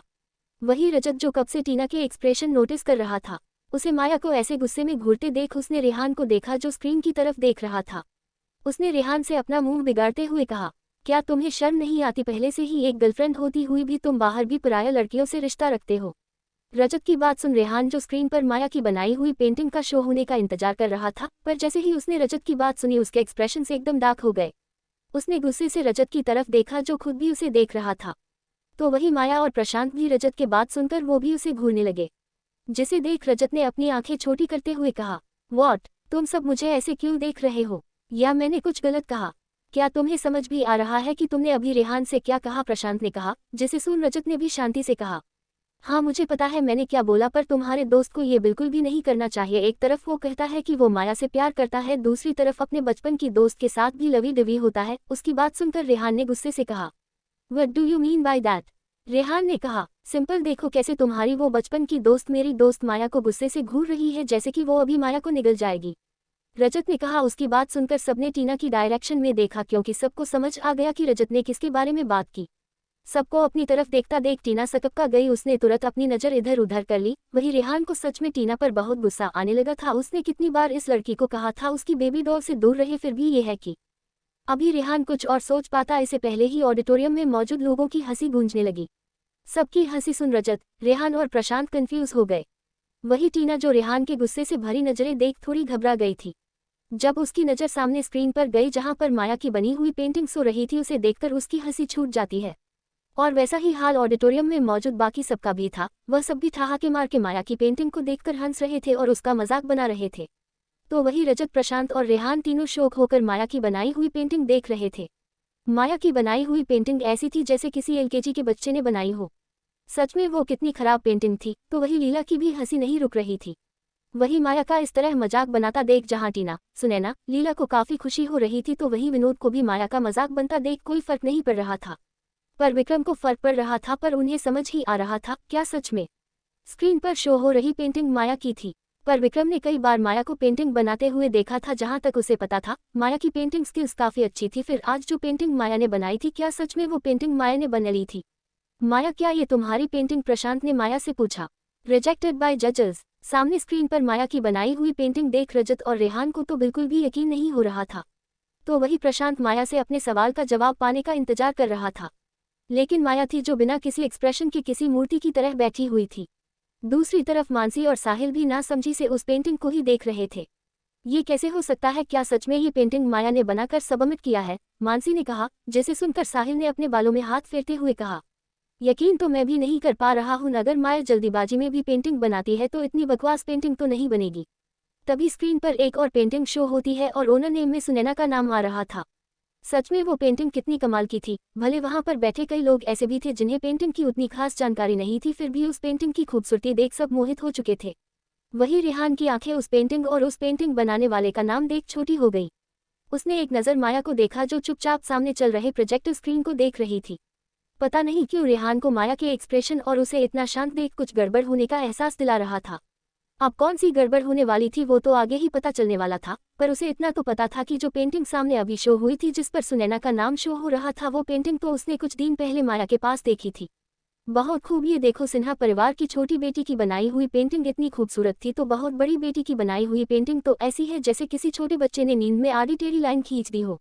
एक औरत ने कहा, हाँ माया नना पड़ेगा, पेंटिंग सच में बहुत खूबसूरत है। अब तक कितनी सारी पेंटिंग्स हमने देखी जो एक से बढ़कर एक थी, लेकिन विनोद सिन्हा की छोटी पोती की बनाई हुई पेंटिंग सच में काफी शानदार है। हमें नहीं पता था विनोद सिन्हा की छोटी पोती इतनी कमल की पेंटर होगी, सच में कितनी टैलेंटेड लड़की है। एक अधेड़ उम्र के आदमी ने कहा। वही अपनी इतनी तारीफ सुन सुनैना तो खुशी से फूले नहीं समा रही थी। तो वही लीला भी काफी खुश नजर आ रही थी, और होती भी क्यों ना ही चारों तरफ उसकी बेटी की वाहवाही हो रही थी। लेकिन लीला को ये समझ नहीं आ रहा था कि उसकी बेटी ने इतनी अच्छी पेंटिंग बनाना कब सीखा लिया, पर जो भी हो उसकी बेटी की सब तारीफ कर रहे थे और माया की बुराई, वो तो इसी में खुश थी। लेकिन विनोद और विक्रम को तो सुनैना की बन हुई पेंटिंग पर बिल्कुल भी यकीन नहीं हो रहा था। खासतौर पर विक्रम को, जिस बेटी की पेंटिंग स्किल्स सबसे अच्छी थी उसकी पेंटिंग इस वक्त सबसे थर्ड क्लास की थी, और जिस बेटी को पेंटिंग का पी भी नहीं आता था उसकी पेंटिंग ऐसी थी जैसे किसी प्रोफेशनल ने बनाई हो। और दूसरी सबसे बड़ी बात, सुनैना कब से पेंटिंग जैसी प्रतियोगिता में भाग लेने लगी, जहां तक उन्हें पता था सुनैना को इन सब चीजों में कोई दिलचस्पी नहीं थी। Sunaina, when did you participate in the competition? और क्या सच में ये पेंटिंग तुमने बनाई है? बिकॉज मुझे यकीन नहीं हो रहा है। अपने पिता की बात सुन सुनैना, जिसका चेहरा 440 वोल्ट के बल्ब की तरह चमक रहा था, वो चमक अपने आप गायब हो गई। वही विक्रम का सवाल सुन लीला के जबड़े कस गए, उसकी मुस्कान गायब हो गई और उसने थोड़े गुस्से और चिढ़ से विक्रम से कहा, आपका क्या मतलब है विक्रम की ये पेंटिंग सुनैना ने बनाई है कि नहीं? ऑफ कोर्स ये पेंटिंग हमारी बेटी सुनैना ने ही बनाई है, क्या आपको नाम नहीं दिख रहा है? लीला ने विक्रम से कहा। वही अपनी माँ को जवाब देता देख सुनैना रिलैक्स हो गई। उसे शायद अंदर ही अंदर कोई डर सताए जा रहा था। तभी सबके कानों में होस्ट की आवाज आती है जो कह रहा था, जैसा कि स्क्रीन पर शो हो रही पेंटिंग जो एक से बढ़कर एक है, लेकिन सिर्फ एक को छोड़कर, जो मिस माया सिन्हा ने बनाई है, which is rejected by our जजेस in the very first round. So miss Maya, we are disappointed by telling you that you can not participate in the next other rounds. Host के ये अनाउंस करते ही students की हंसी की आवाज सुनाई देने लगती है। ये वही लोग थे जो माया को नापसंद करते थे, जिनमें से आधे से ज्यादा सुनैना की चमची थी, तो बाकी के वो लोगों थे जो रॉकी को पसंद करते थे। लेकिन रॉकी को हमेशा माया के साथ देख उन्हें गुस्सा आता था, क्योंकि उन्हें लगता था माया ने जानबूझकर रॉकी को सिड्यूस कर अपने आगे पीछे घुमाती है। बाकी रॉकी जैसा अमीर और हैंडसम लड़का क्यों माया जैसी बहन जी के पीछे घूमेगा? जरूर माया ने नहीं अपनी बॉडी का शो ऑफ करके रॉकी को अपने जाल में फंसाया होगा। और वैसे भी उन सभी की नफरत माया के लिए पहले से ही काम नहीं था, और ऊपर से आज माया की खूबसूरती देख वो लोग और जल भून गए थे, क्योंकि उन सभी के बॉयफ्रेंड और क्रश की नज़र तो आज माया पर ही टिकी हुई, जो बात उनको बिल्कुल पसंद नहीं आ रही थी। वही उन सब लोगों को अपनी बेबी डॉल का मजाक उड़ाते देख और होस्ट को माया कंपटीशन से बाहर निकलते हुए देख उसे गुस्सा आ रहा था। उन सब की हिम्मत कैसे हुई उसकी बेबी डॉल को कंपटीशन से बाहर करने की और उसका मजाक बनाने का? क्या उन लोगों को रेहान कपूर का डर नहीं था? वो चुटकियों में इस यूनिवर्सिटी को बर्बाद कर सकता था। रेहान ने जैसे ही गुस्से में अपने कमर के पीछे से गन निकलने की कोशिश की, तभी रेहान को अपने हाथ पर माया के ठंडे हाथ महसूस हुए। रेहान ने माया को देखा जो अपनी आंखों से ही उसे शांत रहने को इशारा कर रही थी। ये देख रेहान और कंफ्यूज हो गया, पर इतना तो समझ आ गया जो कुछ भी हो रहा है उसका अंदाजा उसकी डॉल को पहले से ही था। King crown of the painters and Maya को खोने का डर। ऐसे ही प्रोग्राम आगे बढ़ रहा था, तभी एक बार फिर से होस्ट की आवाज पूरे ऑडिटोरियम में गूंजती है। Well, after seeing all the paintings, our judges have decided who should be given the first, second and third rankings. But before revealing the name, I want to invite one such person whom we were waiting for impatiently. He is one such person who is very famous not only in India but also in other countries, whose arts are always in the news, and we call him the King of the Painters. तो बिना वक्त गंवाए हम जोरदार तालियों के साथ स्वागत करते हैं हमारे king of painters one and only Harsh Ahuja. जैसे ही वो नाम सबने सुना, सब एक साथ एक्साइटेड हो गए और सबने जोर जोर से तालियां बजाते हुए हूटिंग करने लगे। लेकिन हर्ष आहूजा नाम सुनकर विक्रम का दिल थोड़ा बेचैन हो गया। ये नाम सुनकर विक्रम को वो रोड साइड वाले आदमी की याद आ गई और आंखें एल के सामने किसी का चेहरा घूमने लगा। हर्ष आहूजा का नाम सुनकर माया के चेहरे का भी एक्सप्रेशन थोड़ा बदल गया और उसकी आंखों में एक इमोशन नजर आने लगे, लेकिन उसने जल्दी से अपने इमोशन और एक्सप्रेशन को कंट्रोल कर लिया। तभी कुछ आदमियों से घिरे हुए एक आदमी आ रहा था। उस आदमी को देखकर सबकी नजर उस पर ही टिक गई थी। ये था हर्ष आहूजा और ये वही आदमी था जो काया की तस्वीर देख बात कर रहा था, जो हमेशा लो प्रोफाइल मेंटेन करना पसंद करते थे। कहने को ये एक पेंटर थे, लेकिन ये एक बिजनेसमैन भी है। इनकी कई सारी कंपनियां भी हैं जो ज़्यादातर दूसरे देशों में स्थित है, क्योंकि ये ज़्यादातर इंडिया से बाहर ही रहते थे। इनकी वो सारी कंपनियां काफ़ी हाईली प्रॉफिटेबल कंपनी थी जो हर साल कई करोड़ों का टर्नओवर करती थी। और ये बात हर कोई जानता था। ये हर्ष आहूजा है ना? आज पहली बार मैं मिस्टर आहूजा को इतने नज़दीक से देख रहा हूँ, एक आदमी ने कहा। हाँ देखो तो मिस्टर आहूजा की पर्सनैलिटी कितनी दमदार है। इन्हें देखकर कोई भी कह सकता है ये अपनी जवानी की उम्र में कितने हॉट और सेक्सी होंगे। उस आदमी की पत्नी ने कहा। अपनी पत्नी को दूसरे पराये मर्द की ऐसे तारीफ करते देख वो आदमी घूरकर अपनी पत्नी देखने लगा, जिसे देख उस लेडी ने अपनी नज़र इधर उधर फेरने लगी। लेकिन उस कपल की बेटी जो उनके साथ ही बैठी हुई थी उसने कहा, यस मॉम, मिस्टर हर्ष आहूजा तो डैड के उम्र के ही होंगे। This means he will also be 40+ right. पर डैड को देखो, वो अब बूढ़े आदमी की तरह दिखने लगे हैं, लेकिन ये तो अभी भी कितने हैंडसम हैं। लड़की ने हंसते हुए कहा, जिसे सुनकर वो लेडी भी हंसने लगी। अपनी बेटी और पत्नी की बात सुन उस आदमी को जलन होने लगा। आदमी ने एक बार हर्ष आहूजा को देखा, फिर खुद को देखा। जहां हर्ष आहूजा एकदम फिट था तो वही उसकी तौन नजर आ रही थी, और इसी तरह की बात हो रही थी तो वही लीला काफी एक्साइटेड नजर आ रही थी। सुनैना, तुम्हें पता है हर्ष आहूजा कोई छोटी मोटी शख्सियत नहीं है, वो एक बेहद नामचीन आदमी है। अगर मिस्टर आहूजा के हाथ से तुम रिवॉर्ड क्लेम करती हो तो ये एक बहुत बड़ी बात होगी। वाओ, मिस्टर आहूजा भी इंडिया में है और किसी को पता भी नहीं चला। लगता है इन्हें भी मेरी तरह अपने भारत देश की याद आ गई है, और याद आएगी भी क्यों नहीं, अपना देश तो अपना ही होता है। प्रशांत ने कहा। लेकिन मुझे विश्वास नहीं हो रहा है कि मिस्टर आहूजा यूनिवर्सिटी के प्रोग्राम में इतनी आसानी से आ गए।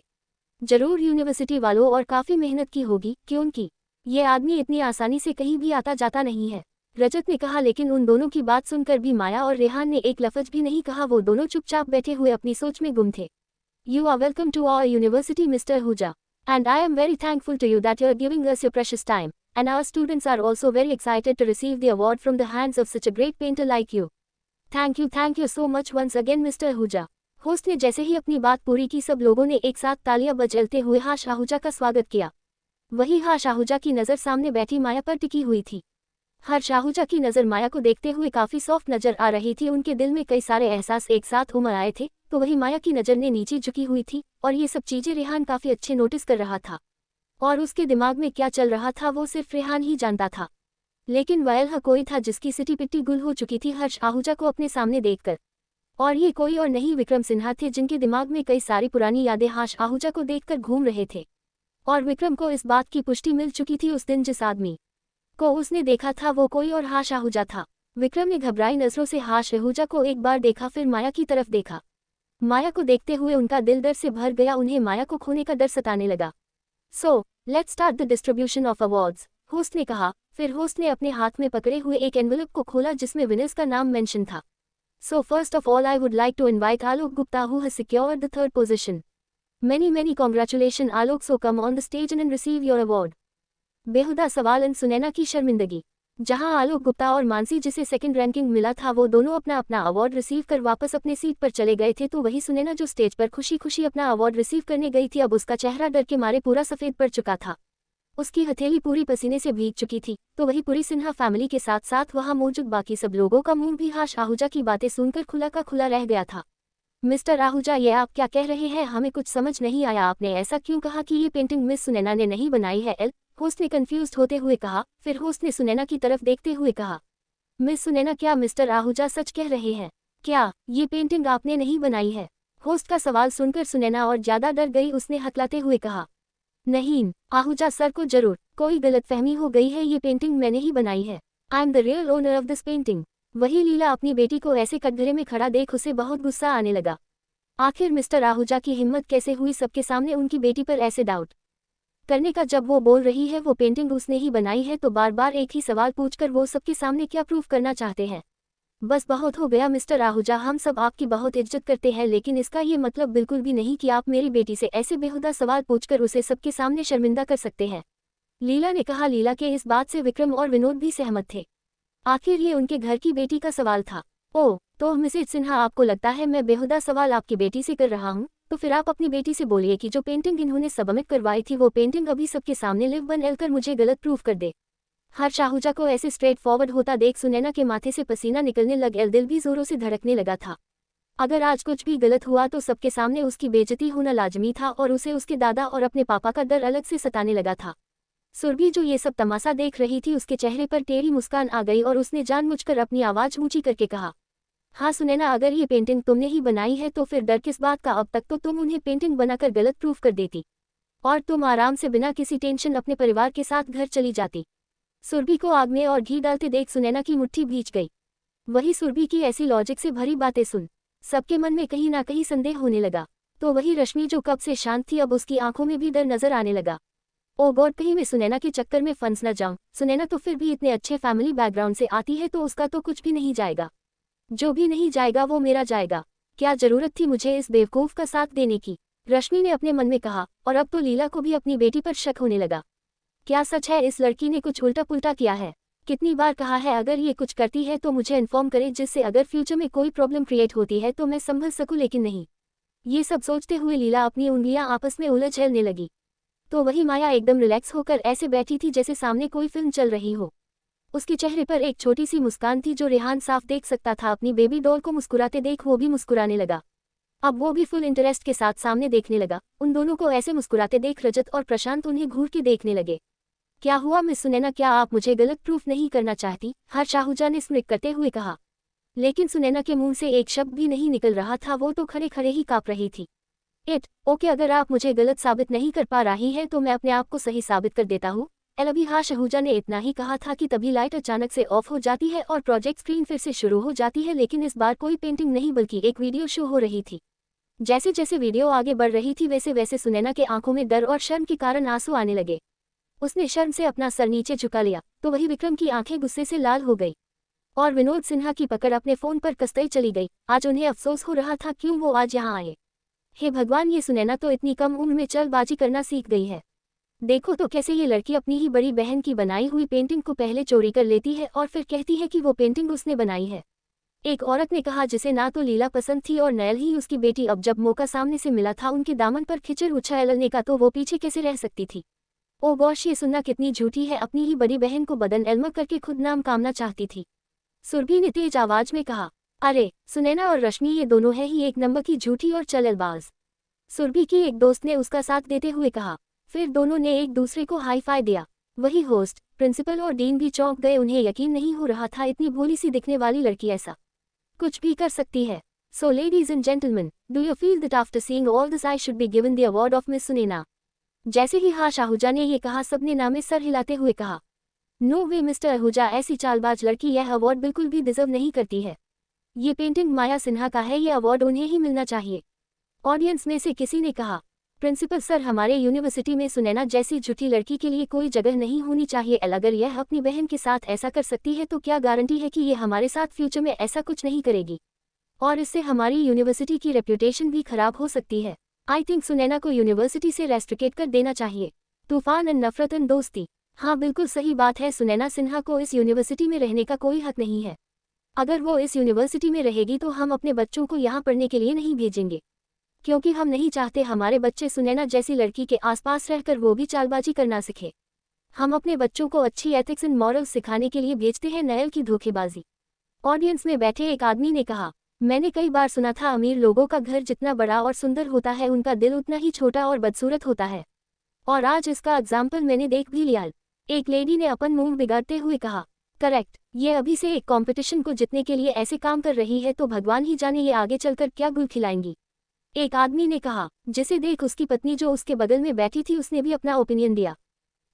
ये लोग अपने आप को कितना वेल मैनर्ड दिखाते हैं, लेकिन आज पता चल गया ये सब सिर्फ दिखावा है। ऐसी ही कई सारी बातें उस पूरी ऑडिटोरियम में हो रही थी और उनकी बातें सुन विनोद सिन्हा की नज़र झुक चुकी थी, लेकिन विक्रम के दिल में तूफान उमड़ पड़ा था और आने वाले तूफान का अंदाज कहीं ना कहीं लीला को हो चुका। तो इतना सब कुछ होने के बाद भी लीला को सिर्फ ये नजर आ रहा था कि वो कैसे अपनी बेटी को इन सब चीजों से बचाए और उसका पब्लिक इमेज क्लियर करे। विनोद सिन्हा से जब और बर्दाश्त नहीं हुआ तो वो वहां से उठकर चले गए, जिसे देख लीला ने भी विक्रम को जाने के लिए कहा, लेकिन विक्रम की गुस्से से लाल आंखें देख वो डर गई। वो इतना तो समझ गई विक्रम यहाँ से तब तक नहीं जाएगा जब तक माया को उसका अवार्ड नहीं मिल जाता, जिसे सोचकर उसके चेहरे के भाव एकदम बिगड़ गए। उसे अब और नफरत हो रही थी माया से। जो जगह उसकी बेटी की होनी चाहिए थी वो अब माया को मिल रही थी, और ये सब लीला बर्दाश्त नहीं कर सकती थी। लेकिन विक्रम की नज़र में गलत ना बन जाए इसलिए वो जबरदस्ती की मुस्कान अपने चेहरे पर लिए स्टेज की तरफ देखने लगी, जहां माया हर्ष आहूजा के सामने खड़ी थी। हर्ष आहूजा तो माया के मासूम चेहरे को देख एक पल के लिए खो ही गए थे। माया का चेहरा देख हर्ष आहूजा को बार बार काया की याद दिला रही थी, जिससे वो किसी जमाने में बेइंतहा प्यार करता था। वही माया भी हर्ष आहूजा को ही देख रही थी। उनकी आंखों में खुद के लिए बेशुमार प्यार देख उसका दिल बेचैन हो गया। माया हौले से अपना हाथ आगे बढ़ाया और अपना अवार्ड हर्ष आहूजा के हाथों से रिसीव किया, जिसे देख सब लोग क्लैपिंग करने लगे। वही रेहान तो इस मोमेंट को अपने फोन में कैप्चर करने में लगा हुआ था। उसकी मुस्कान देख ऐसा लग रहा था जैसे अवार्ड माया को नहीं बल्कि उसे ही मिल रहा हो। वही रेहान की हरकतें देख रजत थोड़ा हैरान था। उसका हैरान परेशान चेहरा देख उसके बगल में बैठा प्रशांत ने धीरे से कहा, यकीन नहीं हो रहा है ना रेहान कपूर जैसे आदमी किसी दिन प्यार में ऐसी हरकतें करने लगेगा। इट्स अनबिलीवेबल, रजत ने बेख्याली में ही कहा, जिसे सुनकर प्रशांत ने मुस्कुराते हुए रजत के कंधे पर हाथ रखते हुए कहा, भाई प्यार ऐसा ही होता है, अच्छे अच्छे को बदलकर रख देता है। और इसका सबसे बेस्ट एग्जाम्पल हमारा यार रेहान है, हमारा बचपन का दोस्त। रजत जो बेख्याली में रेहान को देख रहा था, जब उसने अपने कंधे पर प्रशांत के हाथ महसूस किया तब जाकर वो वापस अपने सेंस में आया। लेकिन जैसे ही उसने प्रशांत की लास्ट लाइन को सुना तो उसका चेहरा एकदम कठोर हो गया। हमारा बचपन का दोस्त? क्या सच में वो सब बचपन के दोस्त हैं? नहीं, बिल्कुल नहीं, वो उनका दोस्त नहीं दुश्मन है। वो नफरत करता है रेहान कपूर से, और ये नफरत इतनी आसानी से खत्म नहीं होगी। अपने मन में ये सब सोचते हुए रजत ने प्रशांत का हाथ एकदम से झटक दिया और गुस्से से कहा, नू, हम दोस्त नहीं दुश्मन है। हिम्मत भी मत करना इस दुश्मनी को दोस्ती का नाम देने की। नफरत है मुझे तुम दोनों से, समझ तुम एल। इतना कहते हुए रजत गुस्से से कपाने लगा, जिसे देख प्रशांत उसे शांत करवाते हुए बोला, come on Rajat, relax, okay. और तुम आज भी उस बात को लेकर हमसे अभी तक नाराज हो। भले तुम हमें अपना दुश्मन समझते हो, पर आज भी हम तुम्हें अपना दोस्त ही मानते हैं। तुम बीती हुई बातों को भूलकर एक नई शुरुआत क्यों नहीं करते? हम दोनों तुम्हारा इंतजार कर रहे हैं। हमें हमारा वही पुराना यार दिलदार रजत चौहान चाहिए। क्या वो हमें वापस मिल सकता है? प्रशांत की बातें सुन रजत ने नफरत और गुस्से से कहा, कभी नहीं मिल सकता वो रजत चौहान तुम दोनों को, क्योंकि वो रजत चौहान कई साल पहले ही मर चुका है और उसे तुम दोनों ने मिलकर मारा था। भले तुम दोनों वो बात भूल सकते हो, लेकिन मैं कभी नहीं भूल सकता, इस जन्म में तो बिल्कुल भी नहीं। और खबरदार अगर मुझसे कोई रिश्ता बनाने की कोशिश की तो। इतना कहकर रजत अपनी सीट से उठा और वहां से चला गया। उसके पीछे पीछे प्रशांत भी उसका नाम लेते हुए चला गया। वही रेहान जो माया की वीडियो शूट कर रहा था, वो बिना किसी एक्सप्रेशन के रजत को गुस्से से जाते हुए देखता रहा। भले चेहरे पर कोई भाव नहीं था, लेकिन आंखों में कुछ जज्बात नजर आ रहे थे। थोड़ी देर बाद प्रोग्राम खत्म हो चुका था और सब एक एक करके वहां से जाने लगे थे। वही पार्किंग में हर्ष आहूजा और विक्रम सिन्हा एक दूसरे के आमने सामने खड़े थे और एक दूसरे को जलती हुई निगाहों से देखे जा रहे थे। उन्हें देखकर ऐसा लग रहा था जैसे अगर उनका बस चलता तो एक दूसरे को आंखों से जल कर भस्म कर देते। तूफान एंड नफरत एंड दोस्ती। हाँ, बिल्कुल सही बात है। सुनैना सिन्हा को इस यूनिवर्सिटी में रहने का कोई हक नहीं है। अगर वो इस यूनिवर्सिटी में रहेगी तो हम अपने बच्चों को यहाँ पढ़ने के लिए नहीं भेजेंगे, क्योंकि हम नहीं चाहते हमारे बच्चे सुनैना जैसी लड़की के आसपास रहकर वो भी चालबाजी करना सीखे। हम अपने बच्चों को अच्छी एथिक्स एंड मॉरल्स सिखाने के लिए भेजते हैं, नयल की धोखेबाजी। ऑडियंस में बैठे एक आदमी ने कहा, मैंने कई बार सुना था अमीर लोगों का घर जितना बड़ा और सुंदर होता है, उनका दिल उतना ही छोटा और बदसूरत होता है। और आज इसका एग्जाम्पल मैंने देख भी लिया। एक लेडी ने अपन मुंह बिगाड़ते हुए कहा, करेक्ट, ये अभी से एक कंपटीशन को जीतने के लिए ऐसे काम कर रही है तो भगवान ही जाने ये आगे चलकर क्या गुल खिलाएंगी। एक आदमी ने कहा, जिसे देख उसकी पत्नी जो उसके बगल में बैठी थी उसने भी अपना ओपिनियन दिया। ये लोग अपने आप को कितना वेल मैनर्ड दिखाते हैं, लेकिन आज पता चल गया ये सब सिर्फ दिखावा है। ऐसी ही कई सारी बातें उस पूरी ऑडिटोरियम में हो रही थी और उनकी बातें सुन विनोद सिन्हा की नज़र झुक चुकी थी, लेकिन विक्रम के दिल में तूफान उमड़ पड़ा था और आने वाले तूफान का अंदाज कहीं ना कहीं लीला को हो चुका। तो इतना सब कुछ होने के बाद भी लीला को सिर्फ ये नजर आ रहा था कि वो कैसे अपनी बेटी को इन सब चीज़ों से बचाए और उसका पब्लिक इमेज क्लियर करे।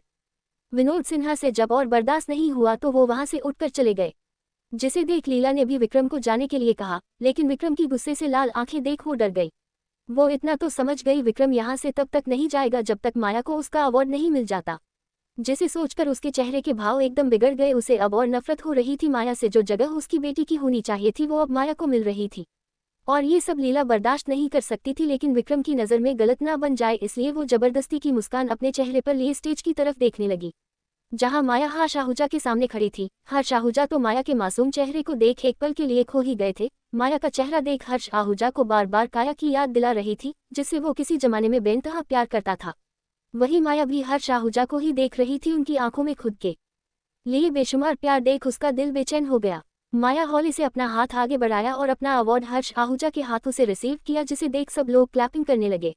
वही रिहान तो इस मोमेंट को अपने फोन में कैप्चर करने में लगा हुआ था। उसकी मुस्कान देख ऐसा लग रहा था जैसे अवार्ड माया को नहीं बल्कि उसे ही मिल रहा हो। वही रिहान की हरकतें देख रजत थोड़ा हैरान था। उसका हैरान परेशान चेहरा देख उसके बगल में बैठा प्रशांत ने धीरे से कहा, यकीन नहीं हो रहा है ना रिहान कपूर जैसे आदमी किसी दिन प्यार में ऐसी हरकतें करने लगेगा। इट्स अनबिलीवेबल, रजत ने बेख्याली में ही कहा, जिसे सुनकर प्रशांत ने मुस्कुराते हुए रजत के कंधे पर हाथ रखते हुए कहा, भाई प्यार ऐसा ही होता है, अच्छे अच्छे को बदलकर रख देता है। और इसका सबसे बेस्ट एग्जाम्पल हमारा यार रेहान है, हमारा बचपन का दोस्त। रजत जो बेख्याली में रेहान को देख रहा था, जब उसने अपने कंधे पर प्रशांत के हाथ महसूस किया तब जाकर वो वापस अपने सेंस में आया। लेकिन जैसे ही उसने प्रशांत की लास्ट लाइन को सुना तो उसका चेहरा एकदम कठोर हो गया। हमारा बचपन का दोस्त? क्या सच में वो सब बचपन के दोस्त हैं? नहीं, बिल्कुल नहीं, वो उनका दोस्त नहीं दुश्मन है। वो नफरत करता है रेहान कपूर से और ये नफरत इतनी आसानी से खत्म नहीं होगी। अपने मन में ये सब सोचते हुए रजत ने प्रशांत का हाथ एकदम से झटक दिया और गुस्से से कहा, नू, हम दोस्त नहीं दुश्मन है। हिम्मत भी मत करना इस दुश्मनी को दोस्ती का नाम देने की। नफरत है मुझे तुम दोनों से, समझ तुम एल। इतना कहते हुए रजत गुस्से से कपाने लगा, जिसे देख प्रशांत उसे शांत करवाते हुए बोला, come on Rajat, relax, okay. और तुम आज भी उस बात को लेकर हमसे अभी तक नाराज हो। भले तुम हमें अपना दुश्मन समझते हो पर आज भी हम तुम्हें अपना दोस्त ही मानते हैं। तुम बीती हुई बातों को भूलकर एक नई शुरुआत क्यों नहीं करते? हम दोनों तुम्हारा इंतजार कर रहे हैं। हमें हमारा वही पुराना यार दिलदार रजत चौहान चाहिए। क्या वो हमें वापस मिल सकता है? प्रशांत की बातें सुन रजत ने नफरत और गुस्से से कहा, कभी नहीं मिल सकता वो रजत चौहान तुम दोनों को, क्योंकि वो रजत चौहान कई साल पहले ही मर चुका है और उसे तुम दोनों ने मिलकर मारा था। भले तुम दोनों वो बात भूल सकते हो, लेकिन मैं कभी नहीं भूल सकता, इस जन्म में तो बिल्कुल भी नहीं। और खबरदार अगर मुझसे कोई रिश्ता बनाने की कोशिश की तो। इतना कहकर रजत अपनी सीट से उठा और वहां से चला गया। उसके पीछे पीछे प्रशांत भी उसका नाम लेते हुए चला गया। वही रिहान जो माया की वीडियो शूट कर रहा था, वो बिना किसी एक्सप्रेशन के रजत को गुस्से से जाते हुए देखता रहा। भले चेहरे पर कोई भाव नहीं था, लेकिन आंखों में कुछ जज्बात नजर आ रहे थे। थोड़ी देर बाद प्रोग्राम खत्म हो चुका था और सब एक एक करके वहां से जाने लगे थे। वही पार्किंग में हर्ष आहूजा और विक्रम सिन्हा एक दूसरे के आमने सामने खड़े थे और एक दूसरे को जलती हुई निगाहों से देखे जा रहे थे। उन्हें देखकर ऐसा लग रहा था जैसे अगर उनका बस चलता तो एक दूसरे को आंखों से जल कर भस्म कर देते। दिल के हजार टुकड़े and better life partner. Vikram और हर्ष आहूजा दोनों अभी एक दूसरे को खा जाने वाली नजरों से देख ही रहे थे। तभी उन दोनों की खामोशी को तोड़ते हुए विक्रम ने कहा, क्यों आए हो यहाँ, वो भी इतने सालों बाद? विक्रम ने कठोर आवाज में कहा, क्यों, क्या मैं यहाँ नहीं आ सकता? क्या तुमने पूरी इंडिया खरीद ली है जो मुझे यहाँ आने से पहले तुम्हारी परमिशन लेनी पड़ेगी? हर्ष आहूजा ने भी बेरुखी से कहा। हर्ष आहूजा का टॉन्ट सुनकर विक्रम को उस पर बहुत गुस्सा आने लगा, जिससे देख एक बार फिर से उसका मजाक बनते हुए हर्ष आहूजा ने कहा, ओह, क्या तुम्हें मेरी बात सुनकर गुस्सा आ रहा है, या फिर तुम्हें मेरी बात तीर की तरह लग रही है? हाँ, तुम्हें जरूर मेरी बातें सुनकर ऐसा लग रहा होगा जैसे मैं तुम्हारे जले पर नमक छिड़क रहा हूँ। वो क्या है ना, मैं भूल ही जाता हूँ, तुम्हारी औकात तो खुद से एक जोड़ी जूते खरीदने की भी नहीं। आखिरकार तुम्हें आज भी अपने बाप से पॉकेट मनी लेनी जो पड़ती है। इतना कहकर हर्ष आहूजा जोर जोर से हंसने लगता है। उसकी हंसी विक्रम के दिल को जलाने के लिए काफी था, लेकिन अनजाने में ही सही पर हर्ष आहूजा ने उसको उसकी हकीकत, उसकी औकात दिखाई दी थी। एक ऐसी हकीकत जिससे वो चाह कर भी दूर नहीं भाग पा रहा था। वैसे विक्रम, मुझे एक बात समझ नहीं आ रहा है, तुम्हारे पास खुद के खर्चे के पैसे नहीं रहते फिर अपनी बीवी और बेटी का खर्च कैसे उठाते हो? कहीं उसके लिए भी तुम अपने बाप से एक्स्ट्रा पॉकेट मनी तो नहीं लेते? हर्ष आहूजा ने मजाक उड़ाते हुए कहा। उसकी बात सुन विक्रम का चेहरा एकदम कठोर हो गया। बकवास बंद करो, मेरे पास इतना समय नहीं है तुम पर बर्बाद करने के लिए। इतना कहकर विक्रम वहां से जाने के लिए मुड़ जाता है। तुम्हें पता है विक्रम, तुम्हारी सबसे बड़ी लिमिटेशन क्या है? हर्ष आहूजा ने अपनी आवाज ऊंची करते हुए कहा और वो विक्रम के सामने जाकर खड़ा हो गया। अपने लिए लिमिटेशन का जिक्र सुनते हुए विक्रम के पैर तो अपने आप चलते हुए रुक चुके थे और वो सवालिया नजरों से हर्ष को देखने लगा।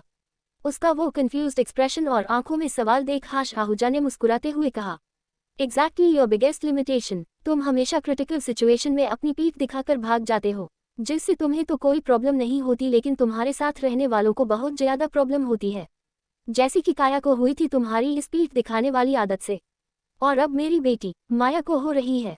हर्ष आहूजा ने हल्के गुस्से से कहा। हर्ष आहूजा की बात सुनकर विक्रम का चेहरा पीला पड़ गया, उसकी मुठिया भींच गई। ये एक ऐसी बात थी जो उसके दिल के 1000 टुकड़े कर देती थी। क्या हुआ, कुछ याद आ रहा है तुम्हें? और याद आना भी चाहिए, मैंने तुम जैसा काया इंसान आज तक नहीं देखा है, जो ना तो अपनी पत्नी के स्वाभिमान का ध्यान रख पाया और ना ही उसके प्यार की रिस्पेक्ट कर पाया। ना तो तुम एक अच्छे पति बन सके हो और ना ही एक अच्छा पिता। मुझे समझ नहीं आता काया ने क्या देखकर तुम जैसे काया से शादी की, जबकि वो तुम जैसे आदमी से अच्छा लाइफ पार्टनर डिजर्व करती थी।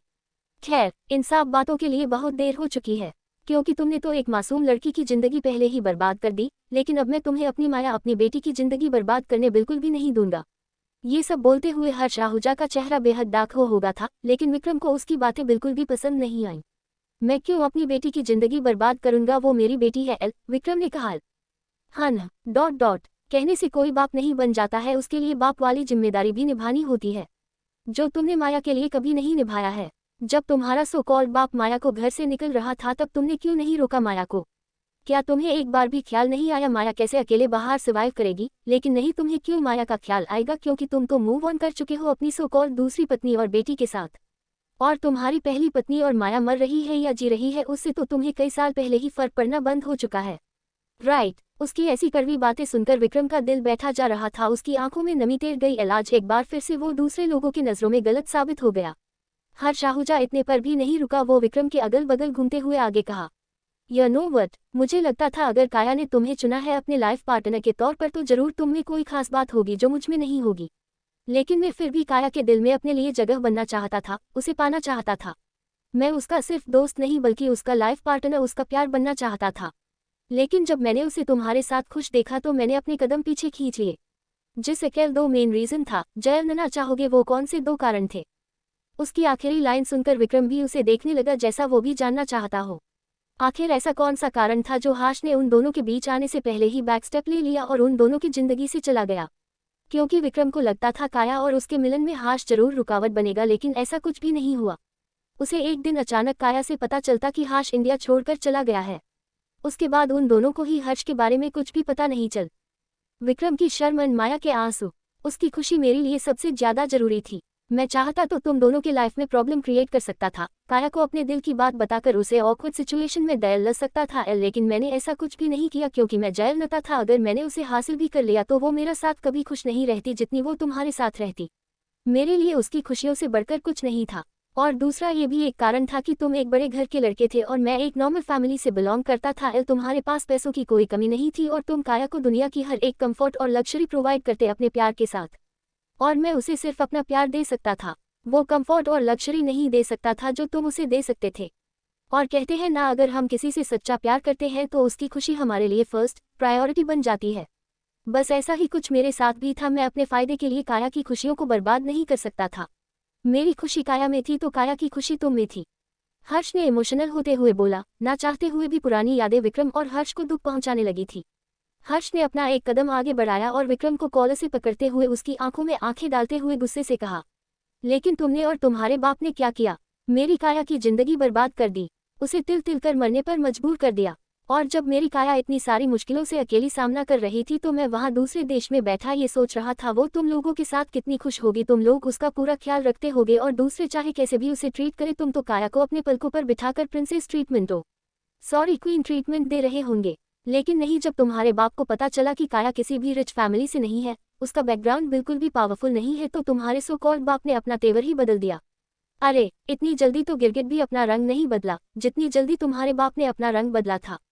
फिर क्या था करने लगा तुम्हारा बाप काया को टॉर्चर, और तुम सिर्फ किसी पत्थर की मूर्त बने देखते रहे। क्यों नहीं रोका अपने बाप को? तुम तो काया से प्यार करते थे ना, फिर कैसे तुम्हें उसकी तकलीफ नजर नहीं आई? और ऐसा तो नहीं था कि तुम्हें ये पता नहीं था या फिर काया ने तुमसे ये बात छुपाई थी कि वो एक अनाथ लड़की है? चलो ये भी ठीक था, लेकिन जब काया तुम्हारे बच्चे के साथ प्रेग्नेंट थी तो क्या तुम्हारा फर्ज नहीं बनता था कि तुम उसकी देखभाल करो? देखभाल करना तो छोड़ो, तुमने तो उसके डिलीवरी टाइम पर भी उसका साथ नहीं दिया, जबकि उस वक्त एक औरत को सबसे ज्यादा अपने पति की जरूरत होती है। लेकिन तुम तो उस वक्त मंडप पर अपनी दूसरी पत्नी के साथ शादी रचा रहे थे। अरे तुमने तो एक बार मुड़ कर भी ये नहीं देखा कि तुम्हारा बच्चा जो इस दुनिया में आया है वो लड़का है या लड़की। माँ और बच्चा दोनों ठीक है भी या नहीं, ये सब जानने की कोशिश भी तुमने नहीं की विक्रम। और कहते हो तुम काया से प्यार करते हो, अगर तुम उससे प्यार करते थे तो क्यों तुमने अपने बाप की बात मान न कर दूसरी शादी की? क्या तुम्हारा प्यार इतना कमजोर था जो किसी के कहने से इतनी आसानी से टूट गया? और तुम लोग माया की जिम्मेदारी तब उठाने के लिए तैयार हुए जब मीडिया तक ये बात पहुंची। अपने परिवार की रेप्यूटेशन को बचाने के लिए तुम लोगों ने मीडिया में अनाउंस किया कि तुम सब काया और माया दोनों की जिम्मेदारी उठाओगे। लेकिन काया ठहरी एक स्वाभिमानी अपनी और माया की जिम्मेदारी उसने खुद उठाए। ये देख लोग तुम्हारे परिवार पर थूकने लगे ये कहकर कि तुम लोग इतने बड़े लोग होकर भी एक मासूम अनाथ लड़की की जिंदगी बर्बाद कर दी और उसकी जिम्मेदारी उठाने की जगह उसे ऐसे ही बेसहारा छोड़ दिया। जब तुम्हारे बाप से अपने परिवार की बदनामी बर्दाश्त नहीं हुआ तो तुम सब विनोद सिन्हा के साथ मिलकर काया को मार डाल और कार एक्सीडेंट का नाम दे दिया।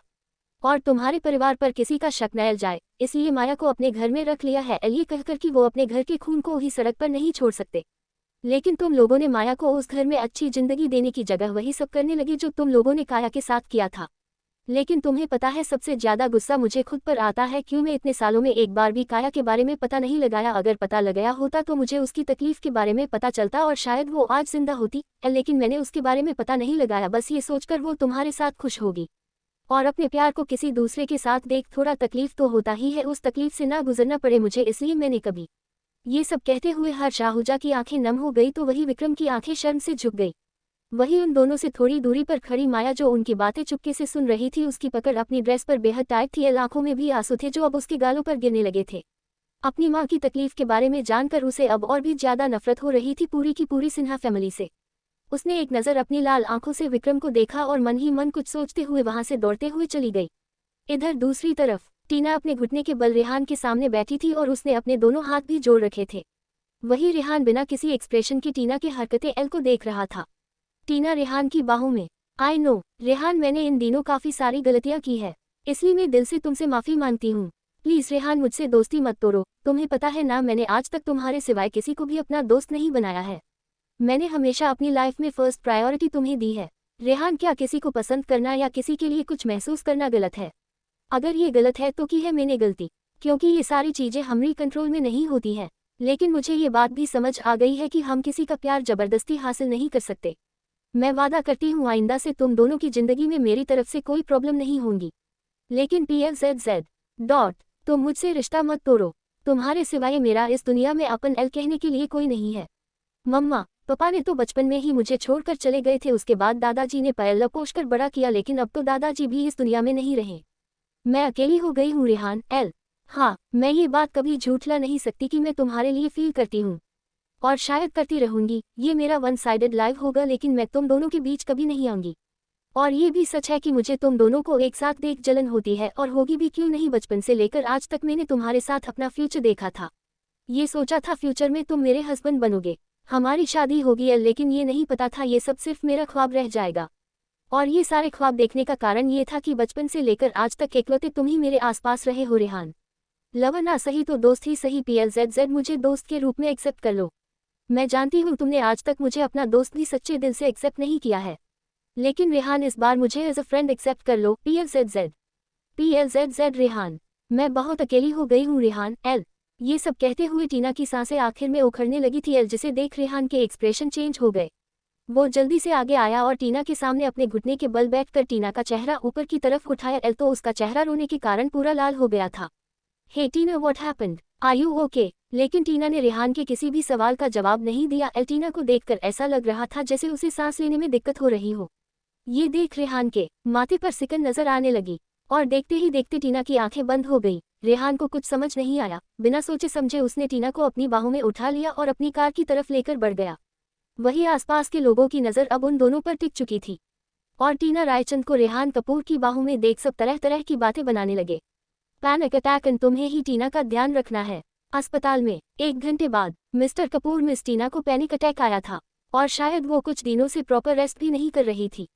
हमने उनका ब्लड टेस्ट करवाया तो हमें पता चला मिस टीना स्लीपिंग पिल्स का ओवरडोज ले रही थी, जिस वजह से उनकी तबीयत आज इतनी ज़्यादा खराब हो गई। सो PLZZ मेक श्योर कीजिएगा मिस टीना स्लीपिंग पिल्स का इस्तेमाल न करें एल। बाकी वह ठीक है एल, बस उनके डाइट और उनके रेस्ट का प्रॉपर ध्यान रखा जाए। और अभी मैंने मिस टीना को एक इंजेक्शन दिया है तो वो कल सुबह तक होश में आएगी। इतना कहकर डॉक्टर वहां से चले गए। डॉक्टर के जाने के बाद रेहान टीना के वार्ड में जाता है और बेड के पास खड़ा होकर टीना के चेहरे को देखने लगता है। टीना का चेहरा इस वक्त पूरा पीला पड़ चुका था, उसके लिप्स भी एकदम ड्राई हो गए थे। आज टीना को देखते हुए रेहान के एक्सप्रेशन थोड़े नर्म नजर आ रहे थे। एक्सप्रेशन थोड़े सॉफ्ट होने से ये मतलब बिल्कुल भी नहीं था कि वो उसके लिए कुछ महसूस करने लगा था। उसके दिल में सिर्फ आज टीना के लिए उसकी बिगड़ी हालत देखकर थोड़ी सहानुभूति थी। हाँ, ये सच था, बचपन से लेकर आज तक टीना हमेशा उसके आगे पीछे घूमती आ रही थी, चाहे वो स्कूल हो या कॉलेज।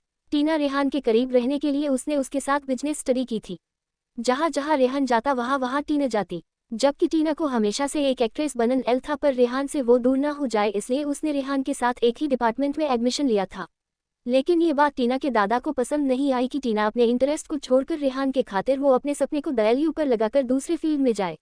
इसलिए सभी के लाख समझ लेने पर टीना ने आखिरकार अपने सपने को पूरा करने के लिए एक्टिंग फील्ड ज्वाइन कर लिया। लेकिन फिर भी टीना हमेशा रेहान के करीब रहने का कोई ना कोई बहाना ढूंढती रहती थी।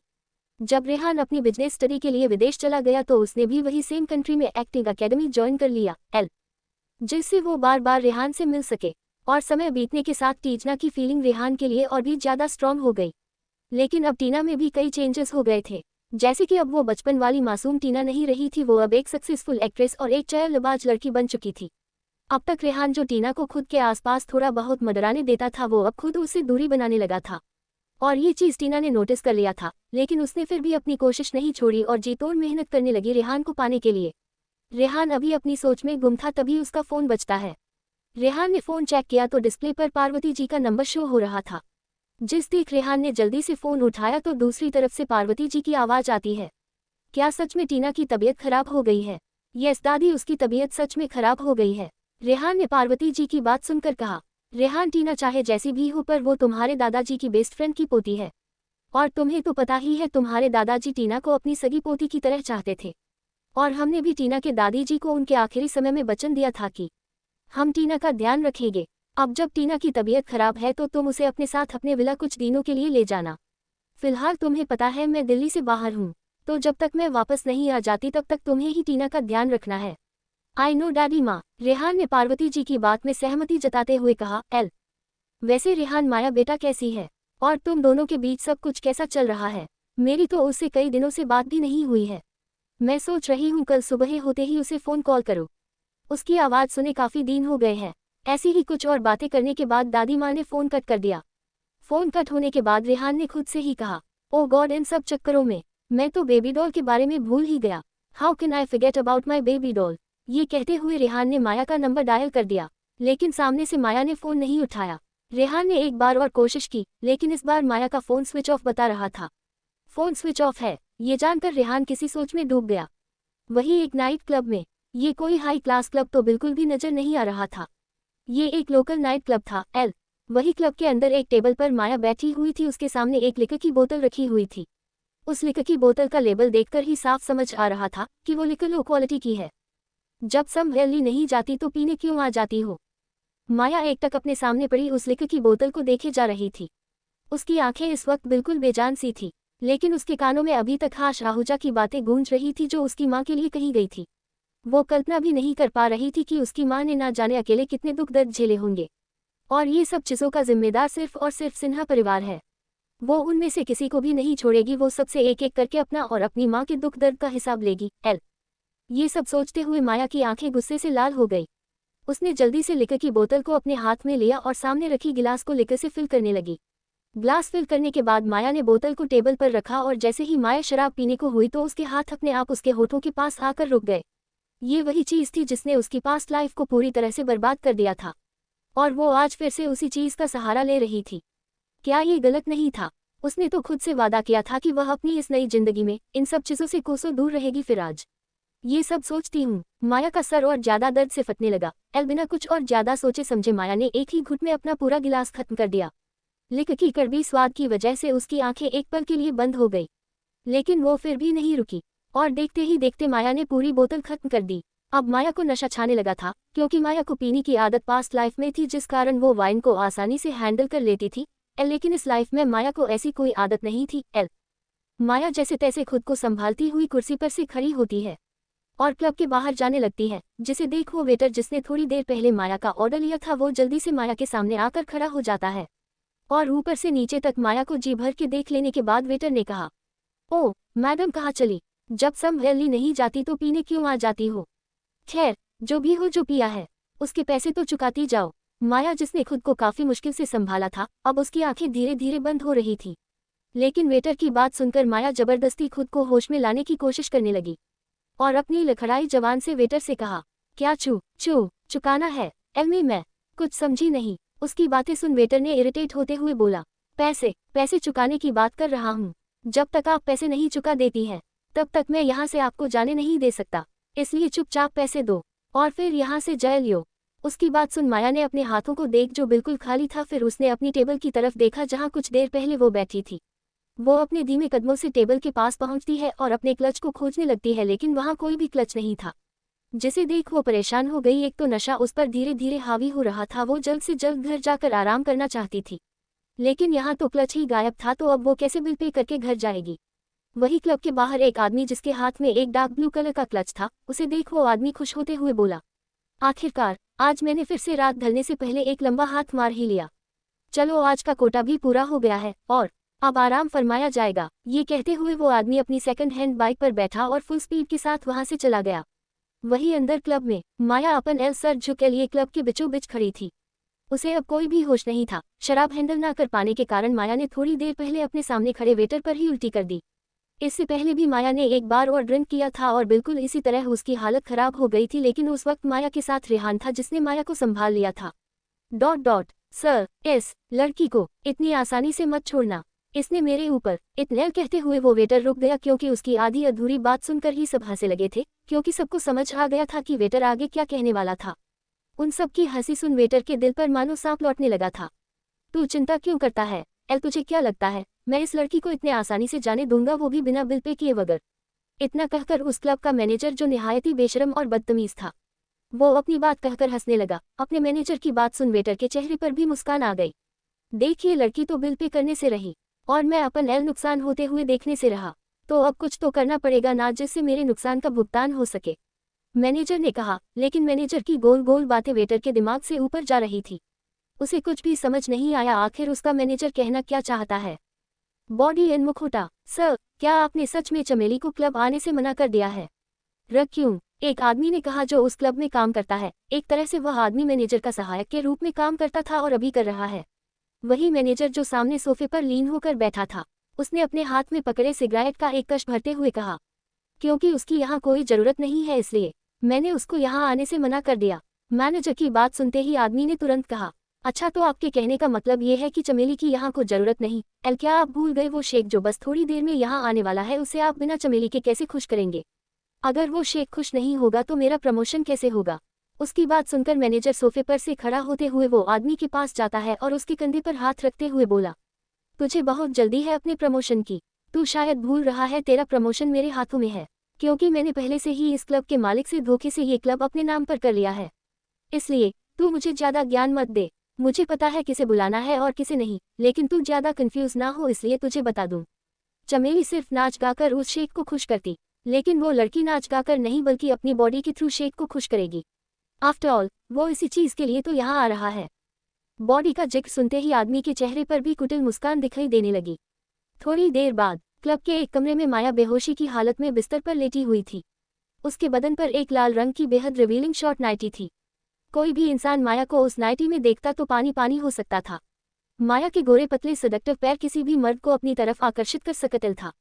माया के पैर ही नहीं बल्कि उसके ब्यूटी बोन और उसका सीना भी ऑलमोस्ट दिख रहा था। वही रूम के बाहर खड़ा मैनेजर जो उस शेख के साथ खड़ा था, जिसकी बात मैनेजर और वो आदमी थोड़ी देर पहले कर रहे थे। जाइए शेख साहब, जाइए और जाकर शराब और शबनम दोनों का जी भरकर मजे लीजिए। ये कहते हुए मैनेजर ने शेख को कमरे के अंदर जाने का इशारा किया। कमरे के अंदर जाते ही शेख ने झट से दरवाजा बंद कर दिया।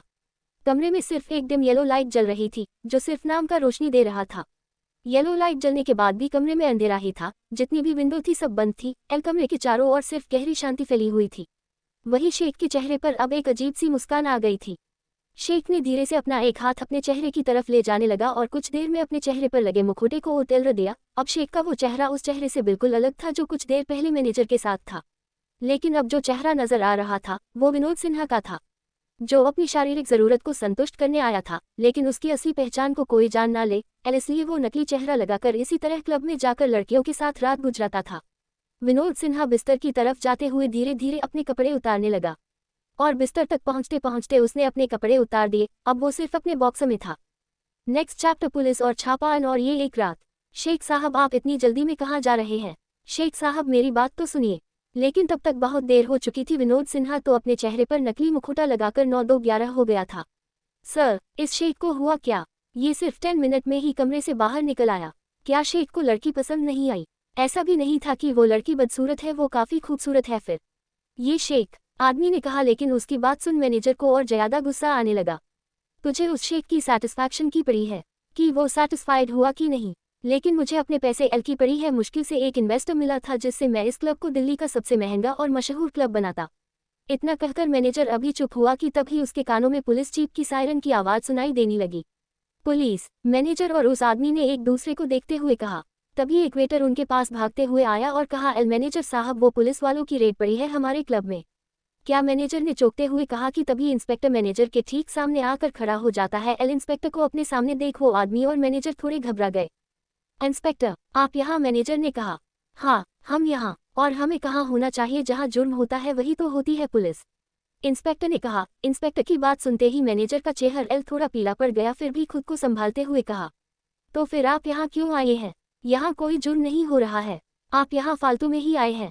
मैनेजर की बात सुनते ही इंस्पेक्टर ने हंसते हुए कहा, एल, हमें पता है हमें कहाँ जाना है और कहाँ नहीं।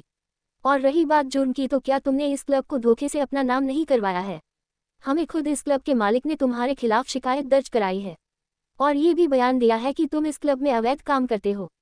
नहीं नहीं इंस्पेक्टर, आप गलत समझ रहे हैं। हम यहाँ कोई अवैध काम नहीं करते और उस इंसान ने खुद से ये क्लब मेरे नाम पर की है।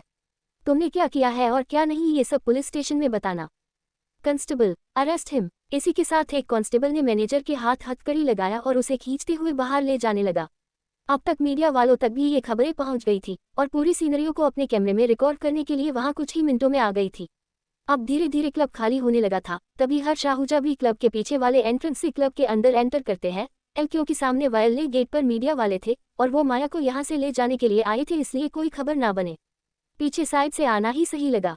हर्ष आहूजा के साथ में एक महिला बॉडीगार्ड भी थी। शायद हर्ष आहूजा को माया की करंट सिचुएशन पता चल गई थी और पुलिस वालों का इस क्लब में छापा पड़ने में कहीं ना कहीं हर्ष आहूजा का हाथ था। एल, तभी एक कमरे के बाहर आकर हर्ष आहूजा और वो महिला बॉडीगार्ड खड़ी होती है। ये वही कमरा था जहां माया थी। एल, हर्ष आहूजा ने महिला बॉडीगार्ड को रूम में जाने का इशारा किया। एल और वो महिला बॉडीगार्ड भी बिना वक्त बर्बाद किए रूम में चली गई। दूसरी तरफ अस्पताल में रेहान विक्की से फोन पर बात कर रहा था, क्योंकि रेहान ने विक्की से माया की कट लोकेशन निकलने को कही थी।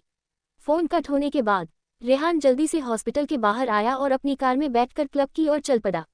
लेकिन जब तक रेहान वहां पहुंचता तब तक क्लब सील हो चुका था और हर्ष आहूजा भी माया को वहां से लेकर अपने साथ चले गए थे।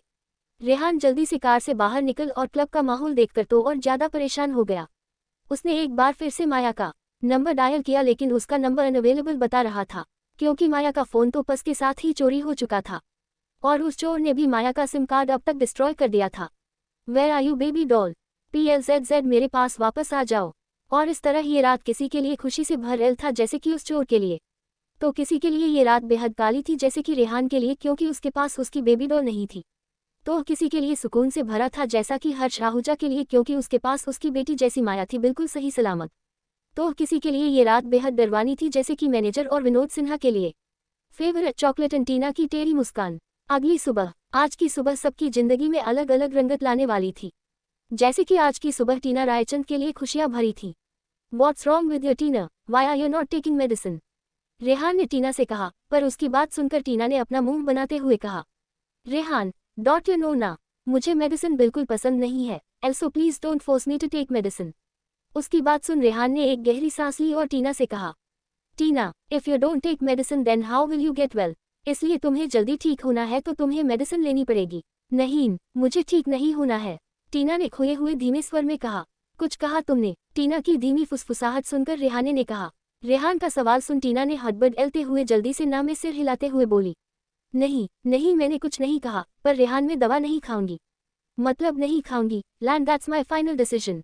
टीना को एक बार फिर से दवा ना खाने की जिद करते देख रेहान ने एक बार और उसे समझाते हुए कहा, लिसन टीना, तुम्हें मेडिसिन लेनी पड़ेगी, और इस बार कोई ड्रामा नहीं। इतना कहकर रेहान ने टीना के हाथ में दवा दी और उसे खाने का इशारा किया, जिसे देख टीना ने किसी छोटे बच्चे की तरह मुस्कुराती हुई, ओके फाइन, मैंने मेडिसिन खा लूंगी, पर तुम्हें मेरी फेवरेट चॉकलेट लाकर देनी पड़ेगी, जिससे मेडिसिन खाने के बाद मेरे मुंह का स्वाद बेहतर हो जाए। टीना की बात सुन रेहान ने अपना सर हाँ में हिलाया, जिसे देखा टीना जल्दी से बिस्तर से खड़ी होकर उसके सीने से लग जाती है। Thank you so much Rehan, तुम मेरा कितना ख्याल रख रहे हो, बिल्कुल पहले की तरह। अब मुझे यकीन हो गया है कि तुमने मुझे माफ कर दिया है। इतना कहकर टीना और ज्यादा कसकर रेहान के सीने से लग जाती है और अपनी आंखें बंद कर लेती है। वही रेहान के हाथ हवा में थे, वो टीना के इस एक्शन के लिए बिल्कुल भी तैयार नहीं था। वही टीना तो सुकून से अपनी आंखें बंद किए हुए रेहान के गले से लगी हुई थी, जिसे देख रेहान ने टीना को खुद से अलग किया। वही टीना को जब एहसास हुआ कि उसने अभी क्या किया है, तो उसने अपने बालों को अपने कानों के पीछे किए हुए थोड़ी शर्म से कहा, आई एम सॉरी रेहान, वो मैं एक्चुअली वो। अभी टीना आगे कुछ बोलती उससे पहले रेहान ने कहा, ओके, तुम आराम करो, तुम्हारी चॉकलेट में किसी से कहकर तुम्हें भी चुपता हूँ। रेहान ने कहा, जिसे सुनकर टीना ने हाँ कहा। उसके बाद बिना एक पल रुके रेहान रूम से बाहर चला गया। रेहान के जाते ही टीना के चेहरे पर एक टेढ़ी मुस्कान आ गई। उसने खुद के दोनों हाथों से ही खुद को अपनी बाहों में भरती हुई बोली, ओ रेहान, तुम्हारी खुशबू आफ, मन कर रहा है पूरे दिन और पूरी रात तुम्हारे बाहों में वही बिता दूं।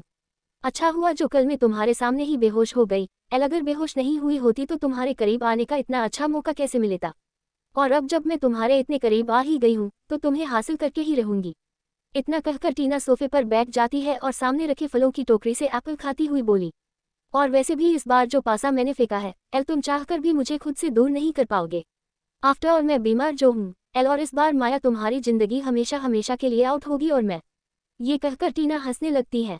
बदला RK इंडस्ट्रीज। रेहान अपने केबिन में था और अपने सामने रखी कुछ डॉक्यूमेंट को क्रॉस चेक करते हुए साइन कर रहा था। वही उसके सामने विक्की अपन सर झुकाए हुए शांति से खड़ा था। ये लो फाइल और आगे का काम जल्द से जल्द स्टार्ट करवाओ। रेहान ने अपने कठोर लहजे में कहा। उसकी बात सुनकर विक्की ने जल्दी से अपन सर हाँ में हिलाया और वहां से जाने लगा। लेकिन अभी वो केबिन से बाहर जा पता उससे पहले रेहान ने विक्की को रोकते हुए कहा, वेट, कल रात उस क्लब में जहां बेबी डॉल की आखिरी लोकेशन बता रही थी, मुझे उस क्लब की CCTV कैमरे की फुटेज चाहिए, वो भी जल्द से जल्द। रेहान ने कहा। उसकी बात मायल न कर विक्की ने अपना सर हाँ में हिलाया और जल्दी से केबिन से बाहर चला गया। तभी केबिन का दरवाजा एक बार और खुलता है और बाहर खड़ा इंसान बिना रेहान के परमिशन के वो केबिन में एंटर करता है। जिसे देख रेहान गुस्सा हो गया, लेकिन जैसे उसने अपने सामने प्रशांत को खड़ा देखा तो उसके एक्सप्रेशन थोड़े नॉर्मल हो गए और उसने अपनी किंग साइज चेयर से सिर टिका लिया और अपनी आंखें बंद कर ली। खुद को यूं इग्नोर होता देख प्रशांत ने चिढ़ते हुए कहा, यू नो व्हाट रेहान, तेरी ये आदत मुझे बिल्कुल पसंद नहीं है। देख कैसे तू मुझे इग्नोर कर रहा है, कम से कम मेरा हाल चाल तो पूछ ले। ना हाय ना हेलो, बस। इसे आगे प्रशांत अभी कुछ कहता उससे पहले रेहान ने अपने हाथों को टेबल पर जोर से पटकते हुए गुस्से से कहा, इनफ। प्रशांत शेरगिल, अगर तुम यहाँ बकवास करने आए हो तो चुपचाप यहाँ से चले जाओ, क्योंकि तुम्हारी बातें सुनने में मुझे बिल्कुल भी दिलचस्पी नहीं है। रेहान की इतनी तेज आवाज सुनकर एक पल के लिए प्रशांत भी बिल्कुल चुप हो गया। वो समझ गया था रेहान का मूड इस वक्त खराब है, पर क्यों खराब ये तो उसे रेहान से ही पता चलेगा। चिल ब्रो, तू इतना हाइपर क्यों हो रहा है, मैं तो सिर्फ मजाक कर रहा था। खैर ये सब छोड़, पहले तू ये बताया तेरा मूड इतना खराब क्यों है। प्रशांत ने रेहान के सामने वाले कुर्सी पर बैठते हुए कहा, जिसे देख रेहान भी अपनी कुर्सी पर बैठ गया और थोड़ी उदासी से कहा, वो एक्चुअली बेबी डॉल। इतना कहकर उसने टीना के बेहोश होने से लेकर माया के गायब होने तक का सब कुछ प्रशांत को बता दिया, क्योंकि रेहान भी अपने दिल का हाल किसी को बताकर कम करना चाहता था। और अब जब प्रशांत खुद ही सामने से उसके गुस्से के बारे में पूछ रहा था तो रेहान बिना बताए रह ना सका। व्हाट, तूने टीना को अपने घर में रखा है? लाइक सीरियसली, तुझे पता है ना टीना के दिल में तेरे लिए क्या फीलिंग है? सब कुछ जानने के बाद भी तू टीना को अपने करीब रखकर उसे खुद के करीब आने का मौका दे रहा है। सोच, जब माया को पता चलेगा तो उसे कैसा लगेगा। भले माया कुछ शो नहीं करती, लेकिन मैंने उसकी आंखों में जितना तेरे लिए प्यार देखा है उतना ही टीना को तेरे करीब देखकर मैंने उसकी आंखों में जेलसी देखी है। प्रशांत ने गुस्से से कहा, लेकिन उसकी बात सुनकर रेहान अब किसी सोच में डूब गया था। उसे ऐसे सोच में डूबा देख प्रशांत ने चिढ़ते हुए कहा, ओके फाइन, ये सब छोड़, ये बता माया के बारे में कुछ पता चला कि नहीं? नहीं, फिलहाल तो नहीं, उसका फोन भी हम ट्रैक नहीं कर पा रहे हैं। वहीं दूसरी तरफ आहूजा अपार्टमेंट में हर्ष आहूजा और माया बालकनी में रेलिंग पर अपने दोनों हाथ रखे खड़े थे। दोनों की नज़र सामने वाली बड़ी सी बिल्डिंग पर थी। माया, मैंने तुम्हें अपने बारे में सब कुछ बता दिया, शुरुआत से अंत तक। और ये भी कि भले तुम्हारी माँ अब इस दुनिया में नहीं रही, पर आज तक मेरी जिंदगी में तुम्हारी माँ के सिवा कोई दूसरी औरत नहीं रही और ना कभी रहेगी। एनीवे, तुमने मुझे सिन्हा परिवार को बर्बाद करने से रोका क्यों? सच कहूं बेटेल, मैं तुम्हारे बाप से सबसे ज्यादा नफरत करता हूं, क्योंकि उसे कभी भी तुम्हारी माँ की कदर नहीं हुई और अब तो मुझे उसे और ज्यादा नफरत होती है, क्योंकि उसने जीते जी तुम्हें मरा हुआ साबित कर दिया था मुझे सालों पहले। और मैं बेवकूफ़, मैं भी उसकी बात मान गया कि तुम भी काया के साथ उस कार एक्सीडेंट में।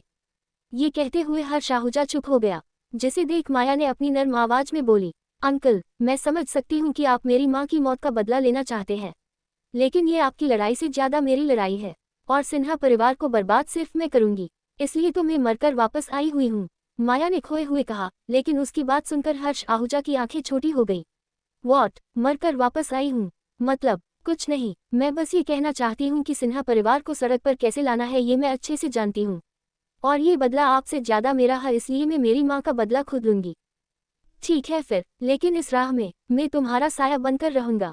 ये कहते हुए हर्ष आहूजा ने अपना हाथ माया के सिर पर प्यार से फेरा, जिसे महसूस कर माया की आंखें अपने आप बंद हो गईं और होठों पर मुस्कान आ गई। 2 दिन बाद सुबह का वक्त, माया की बाइक कार के विला के बाहर आकर रुकती है। माया जल्दी से विला के अंदर जाती है तो उसे लिविंग रूम में ही संजीव मिल जाता है। माया को देख संजीव के होठों पर एक मुस्कान आ जाती है और वो इज्जत के साथ माया के सामने आपन सर झुकते हुए उसे गुड मॉर्निंग विश करता है, जिसे देख माया भी मुस्कुराती हुई संजीव को भी मॉर्निंग विश करती है। वैसे संजीव भैया रेहान कहाँ है? माया ने पूछा। रेहान सर तो अपने कमरे में हैं, आप चाहे तो उनसे मिल सकती हैं, संजीव ने मुस्कुराते हुए कहा, जिसे देख माया ने हाँ कहा और सीधे रेहान के कमरे की तरफ चली गई। लेकिन जैसे ही माया रेहान के कमरे में जाती है तो उसके चेहरे पर मौजूद मुस्कान एकदम से गायब हो जाती है और उसका चेहरा अब सख्त हो गया था। धोखा। अपने सामने का नजारा देख माया की आंखें हल्की लाल हो गई थी और चेहरा तो पहले से ही सख्त था। वही सामने बिस्तर पर जहां रेहान टीना के ऊपर था, जब उसे कमरे में किसी की प्रेजेंस महसूस हुई तो उसके दिल की धड़कन बढ़ गई, और जिस तरह से उसकी धड़कनें शोर कर रही थी ये तो तभी होता था जब उसकी बेबी डॉल उसके आसपास होती थी। और अगर ऐसा था तो वो सच में चाहता था कि वो जो सोच रहा है वो सब उसका भ्रम निकले, क्योंकि जिस सिचुएशन में अभी टीना के ऊपर था वो सब माया के सामने नहीं होना चाहिए था, कहीं उसकी बेबी डॉल उसे गलत ना समझ ले, क्योंकि उसे अभी भी प्रशांत की कही हुई बातें अच्छे से याद थी। वही टीना जो रेहान के नीचे थी और उसका हाथ रेहान के नेकेड चेस्ट पर था, वो अपनी चोर नजरों से माया को देख रही थी। माया के एक्सप्रेशन देख टीना मन ही मन मुस्कुरा रही थी। आखिरकार उसका प्लान जो सक्सेस हुआ था, क्योंकि वो जब रेहान के कमरे में आई थी तब रेहान वॉशरूम में था और पानी गिरने की आवाज से टीना समझ गई जरूर रेहान शॉवर ले रहा होगा, इसलिए वो वापस अपने कमरे में जा ही रही थी तभी उसने माया को ऊपर की तरफ आते देखा, और तो वो समझ गई थी जरूर माया रेहान से मिलने के लिए उसके कमरे में जा रही है। इसलिए वो बिना कुछ सोचे समझे वो रेहान के कमरे की तरफ दौड़ पड़ी, जिससे वो माया और रेहान के बीच गलतफहमी पैदा कर सके। वही रेहान ने धीरे से अपना सर दरवाजा की तरफ घुमाया और जब उसने माया को वहां खड़ा देखा तो उसकी सांसें अटक गई।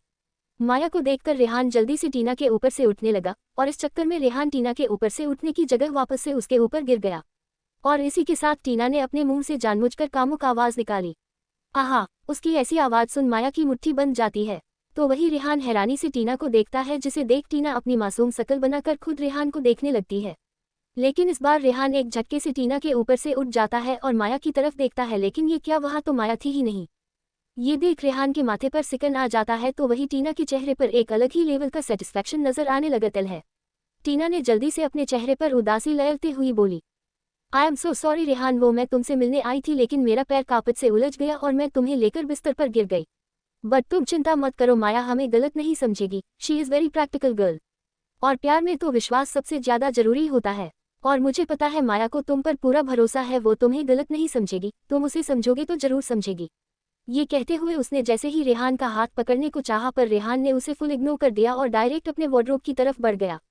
ये देख टीना का चेहरा गुस्से से भर गया। रेहान का उसे यूं अनदेखा करना बिल्कुल भी पसंद नहीं आया। उसका हाथ जो हवा में था उसने अपने हाथों को नीचे किया और गुस्से से अपने नाखून को अपने हथेली में धंसा लिया। वहीं दूसरी तरफ माया अपनी बाइक सड़क पर तेजी से दौड़ रही थी। उसकी आंखों से सामने बार बार वही बैड सीन घूम रहा था और कानों में टीना की वो अजीब आवाज गूंज रही थी। ना चाहते हुए भी उसकी आंखें नम हो गई थी। उसे रेहान पर पूरा भरोसा था कि वो कभी किसी दूसरी लड़की के लिए धोखा नहीं देगा, फिर भी पास्ट लाइफ में अपनी बेस्ट फ्रेंड और बॉयफ्रेंड से जो धोखा मिला था जिस वजह से उसके दिल में रेहान को लेकर कहीं ना कहीं डर और इनसिक्योरिटी थी। कुछ देर में माया की बाइक यूनिवर्सिटी की पार्किंग में आकर रुकी। माया अपने साथ अपना कॉलेज बैग लेकर आर के विला गई थी, क्योंकि 2 दिन से उन दोनों ने साथ में वक्त बिल्कुल भी नहीं बिताया था। इसलिए वो यूनिवर्सिटी जाने से पहले कुछ वक्त रेहान के साथ बिताना चाहती थी। लेकिन अफसोस उसका प्लान फ्लॉप हो गया था। माया आज 1 घंटे पहले यूनिवर्सिटी आ गई थी, इसलिए उसे लाइब्रेरी जान ही ठीक लगा। वही सुनैना जो पहले से ही यूनिवर्सिटी में मौजूद थी, क्योंकि आज उनका असाइनमेंट सबमिशन था, इसलिए आज उनका कोई लेक्चर नहीं होने वाला था। फिलहाल सुनैना ने अपना असाइनमेंट सबमिट करवा दिया और वो वहां से जा रही थी, तभी उसकी नज़र सामने से आ रही माया पर गई, जिसे देख उसके कदम रुक गए। नेक्स्ट चैप्टर आए जग का तमाशा। सुनैना एकटक माया को देखे जा रही थी। उसका बस चलता तो वो अपनी आंखों से ही माया को जलाकर भस्म कर देती। कितनी बेइज्जती सही थी उसने और अभी तक सह रही थी। उस रात के बाद वो किसी को मुंह दिखाने लायक नहीं रही थी। जब भी वो घर से बाहर निकलती तो सब उसे देख उसके मुंह पर ही तरह तरह के बातें करते और वो कुछ कर भी नहीं पाती थी। और रश्मि जो हमेशा उसके आगे पीछे दूम हिलाती फिरती थी, उसने भी उससे दूरी बना ली थी। और दूसरी सबसे बड़ी बात, उसे तो यूनिवर्सिटी से लगभग निकल ही दिया गया था। विक्रम की कई बार प्रिंसिपल और बाकी अथॉरिटी से रिक्वेस्ट करने के बाद सुनैना को एक और मौका दिया गया था, क्योंकि इस बार बात थोड़ी बड़ी थी। आखिर खुद हर्ष आहूजा जैसे बड़े इंसान ने सुनैना के खिलाफ बोला था। सुनैना से एक लंबा चौड़ा अपॉलोजाइज लेटर लिखने के बाद और उसे आखिरी चेतावनी देते हुए यूनिवर्सिटी से निष्कासित न करने का फैसला लिया गया था। और ये सब हर्ष आहूजा से डिस्कशन करने के बाद डिसाइड हुआ था। और हर्ष आहूजा ने माया से डिस्कस किया था और उसने ही सुनैना को फिलहाल यूनिवर्सिटी से ना निकलने के लिए कहा था। और विक्रम ने भी जो रिक्वेस्ट सुनैना के लिए की थी वो अपने मन से नहीं किया था, उसने तो लील के लाख बार कहने पर किया था। वरना सुनैना ने जो कांड किया था उसके बाद तो विक्रम उससे हद से ज्यादा नाराज थे। ये सब याद करते हुए सुनैना की बॉडी गुस्से से कांपने लगी थी। वो अपने कदम धीरे धीरे माया की तरफ बढ़ाने लगी और ठीक माया के सामने जाकर खड़ी हो जाती है। बहुत मजा आया होगा ना मेरी बेइज्जती करवा कर, सुनैना ने नफरत से कहा। आज उसने कोई भी दिखावा करना जरूरी नहीं समझा। उसकी बात सुनकर माया ने घूरकर सुनैना की आंखों में झलका और बिना किसी भाव के कहा, कहना क्या चाहती हो? अपने सवाल के बदले सवाल आते देख सुनैना एक हल्की हंसी हंसती है। भले उसकी हंसी हल्की थी, लेकिन उसकी हंसी के पीछे छुपी नफरत माया साफ महसूस कर सकती थी। क्या बात है, आजकल तुम सवाल का जवाब देने की जगह उल्टा सवाल करती हो। पहले तो तुम ऐसी न, सुनैना ने कहा। आज सुनैना के चेहरे पर कोई झूठी मुस्कान और नकली एक्सप्रेशन मौजूद नहीं था जो हमेशा वो माया के सामने लेकर जाती थी। आज उसके चेहरे पर बिल्कुल जेन्युइन एक्सप्रेशन नजर आ रहे थे जो वो माया को लेकर महसूस करती थी, और वो थी सिर्फ नफरत और घिन। इसलिए तो आज सुनैना ने माया को इज्जत देना भी जरूरी नहीं समझा।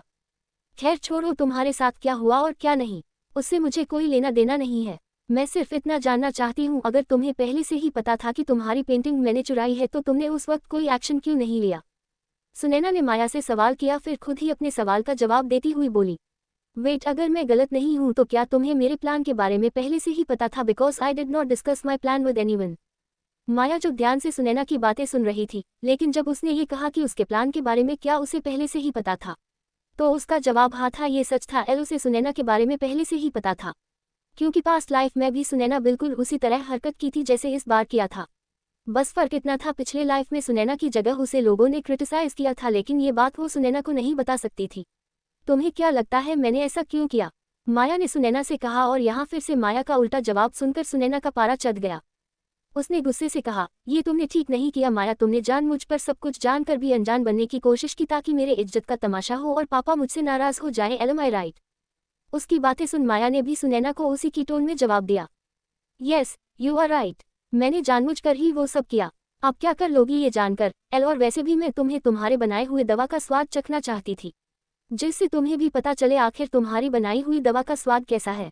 माया की गोल गोल बातें सुनैना के समझ में नहीं आया, इसलिए वो अपनी छोटी आंखें करती हुई बोली, what do you mean by that? कौन सी दवा मैंने बनाई है और कौन सी दवा तुम मुझे टेस्ट करवाना चाहती थी? सुनैना बात सुनते ही माया की हंसी छूट जाती है। क्या सच में वो पास्ट लाइफ में सुनैना जैसी बेवकूफ लड़की से हार जाती थी, जिसे एक ढंग का प्लान तक बनाना नहीं आता था, जो खुद के बनाए हुए गड्ढे में खुद ही गिर जाती है? आज माया को खुद पर ही हंसी आ रही थी। ये लड़की जो ढंग से किसी का ताना भी नहीं समझ सकती। वो उसे पास्ट लाइफ इतना परेशान कर दिया करती थी कि उसे बार बार आत्महत्या करने का विचार आता था। आई एम सो सिली। उसके पास टैलेंट था, ब्यूटी था, सब कुछ था उसके पास। अगर वो कोशिश करती तो अपना एक सक्सेसफुल करियर सेट कर सकती थी, लेकिन उसने इन लोगों का अटेंशन और प्यार पाने के लिए अपना सब कुछ त्याग दिया था। खैर, जो हो चुका था उसे वो अब बदल नहीं सकती थी।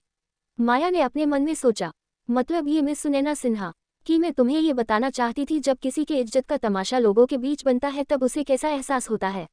एंड आई होप तुम दोनों माँ बेटी को अब तक पता चल चुका होगा। आफ्टर ऑल तुम और तुम्हारी माँ हमेशा से मेरे साथ भी तो यही करती आ रही थी। माया की बातें सुनते ही सुनैना के फेशियल एक्सप्रेशन एकदम से बदल गए। वहीं दूसरी तरफ रेहान अपनी कार फुल स्पीड के साथ सड़क पर भगा रहा था। जहां वो एक हाथ से स्टीयरिंग व्हील संभाल रहा था तो दूसरे हाथ से माया को फोन लगाने की कोशिश कर रहा था। रिंग तो जा रही थी लेकिन माया फोन नहीं उठा रही थी क्योंकि माया ने रेहान का फोन कट कर दिया था। लास्ट में हयल रखकर रेहान ने अपना फोन पैसेंजर सीट पर फेंक और एक बार फिर कार की स्पीड बढ़ा दी क्योंकि उसे जल्द से जल्द अपनी बेबी डॉल से मिलकर बातें क्लियर करनी थी। छोटा सा एक्सीडेंट करवायो। थोड़ी ही देर में रेहान की कार यूनिवर्सिटी के पार्किंग में पार्क थी और रेहान प्रिंसिपल के केबिन में मौजूद था। वो केबिन में मौजूद सोफे पर ऐसे बैठा था जैसे वो केबिन प्रिंसिपल का ना होकर उसी का हो, लेकिन वहां कोई था जिसकी हालत खराब हो रही थी और ये कोई और नहीं प्रिंसिपल सर थे, जो सुबह सुबह अपने सामने यमराज मतलब द रेहान कपूर को देखकर थोड़ा डरैल हुआ था। उसे समझ नहीं आ रहा था आखिर क्यों रेहान कपूर इतनी सुबह यूनिवर्सिटी आया है। मिस्टर कपूर आप यहाँ इतनी सुबह? अगर आपको कोई काम था तो हमें बुलाया लिया होता, हम आ जाते आपके पास, आपको यहाँ आने की कोई जरूरत नहीं थी। प्रिंसिपल ने झूठी मुस्कान अपने चेहरे पर लाते हुए रेहान को मक्खन लगाते हुए कहा। आफ्टर ऑल रेहान कपूर जैसे लोगों की वजह से तो उनके यूनिवर्सिटी की फंडिंग का जुगाड़ हो पाता था, तो भला वो रेहान के साथ फॉर्मेलिटी कैसे ना करते। रेहान को अच्छे से पता था कि प्रिंसिपल के चेहरे पर जो मुस्कुराहट थी वो तो सिर्फ नाम की है। खैर जो भी हो, उसे प्रिंसिपल के मुस्कुराने से कोई लेना देना नहीं था। रेहान ने एक गहरी सांस ली और अपनी धीमी मगर दमदार आवाज में प्रिंसिपल से कहा, क्या आप मुझे बता सकते हैं सेकेंड ईयर बीबीए वालों का पहला लेक्चर कब खत्म होता है? जी। रेहान का सवाल सुन प्रिंसिपल सिर्फ अपने मुंह से यही एक शब्द निकला पाया। उसे समझ नहीं आया बीबीए के दूसरे साल वालों के पहले लेक्चर से रेहान कपूर का क्या लेना देना है, पर जो भी हो उसे रेहान के सवाल का जवाब तो देना ही था। अम्मा, उनके सभी लेक्चर 45 मिनट्स का होता है, इट मीन्स उनका पहला लेक्चर कंप्लीट होने में अभी और आधा घंटा है। प्रिंसिपल ने कहा, जिसे सुनकर रेहान ने अपना सर हाँ में हिलाया। इसका मतलब है कि उसकी बेबी डॉल से मिलने में अभी वक्त है। वो चाहता तो वो डायरेक्ट चालू क्लास में माया से मिल सकता था, पर उसे पता था अगर उसने ऐसा किया तो जरूर माया उस पर गुस्सा करती, क्योंकि उसे ये सब बिल्कुल पसंद नहीं आता। चालू क्लास में रेहान का माया से मिलना पूरी यूनिवर्सिटी के लिए वो दोनों हॉट टॉपिक बन जाते जो वो फिलहाल नहीं चाहती थी, और वैसे भी एक हॉट टॉपिक का हिस्सा वो पहले से थी। रेहान ने कुछ सोच फिर प्रिंसिपल की तरफ देखते हुआ बोला, तो फिर ठीक है, आधे घंटे बाद आप किसी से कहकर मिस माया सिन्हा को यहाँ बुलाइए। But remember one thing, miss Maya को पता नहीं चलना चाहिए कि मैं उन्हें बुला रहा हूँ। रेहान की बात सुनकर पहले तो प्रिंसिपल हैरान हुआ, फिर उसे वो रात याद आया जब रेहान पेंटिंग कंपटीशन के अवार्ड सेमिनार में माया के साथ आया था। उस वक्त वो दोनों कितनी करीब थे एक दूसरे के, जिसे देख लोगों ने अपने अपने अटकले लगाए थे। ज्यादा ना सोचते हुए प्रिंसिपल ने हाँ कहा।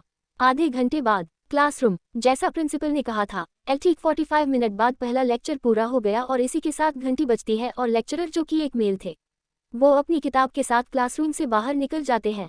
लेक्चरर के जाने के बाद क्लासरूम में शोरगुल होने लगता है, तो वही माया जो अकेली आखिरी बेंच पर बैठी अपनी टेक्स्ट बुक में हाइलाइटर से कुछ इंपॉर्टेंट पॉइंट को आराम से हाईलाइट कर रही थी।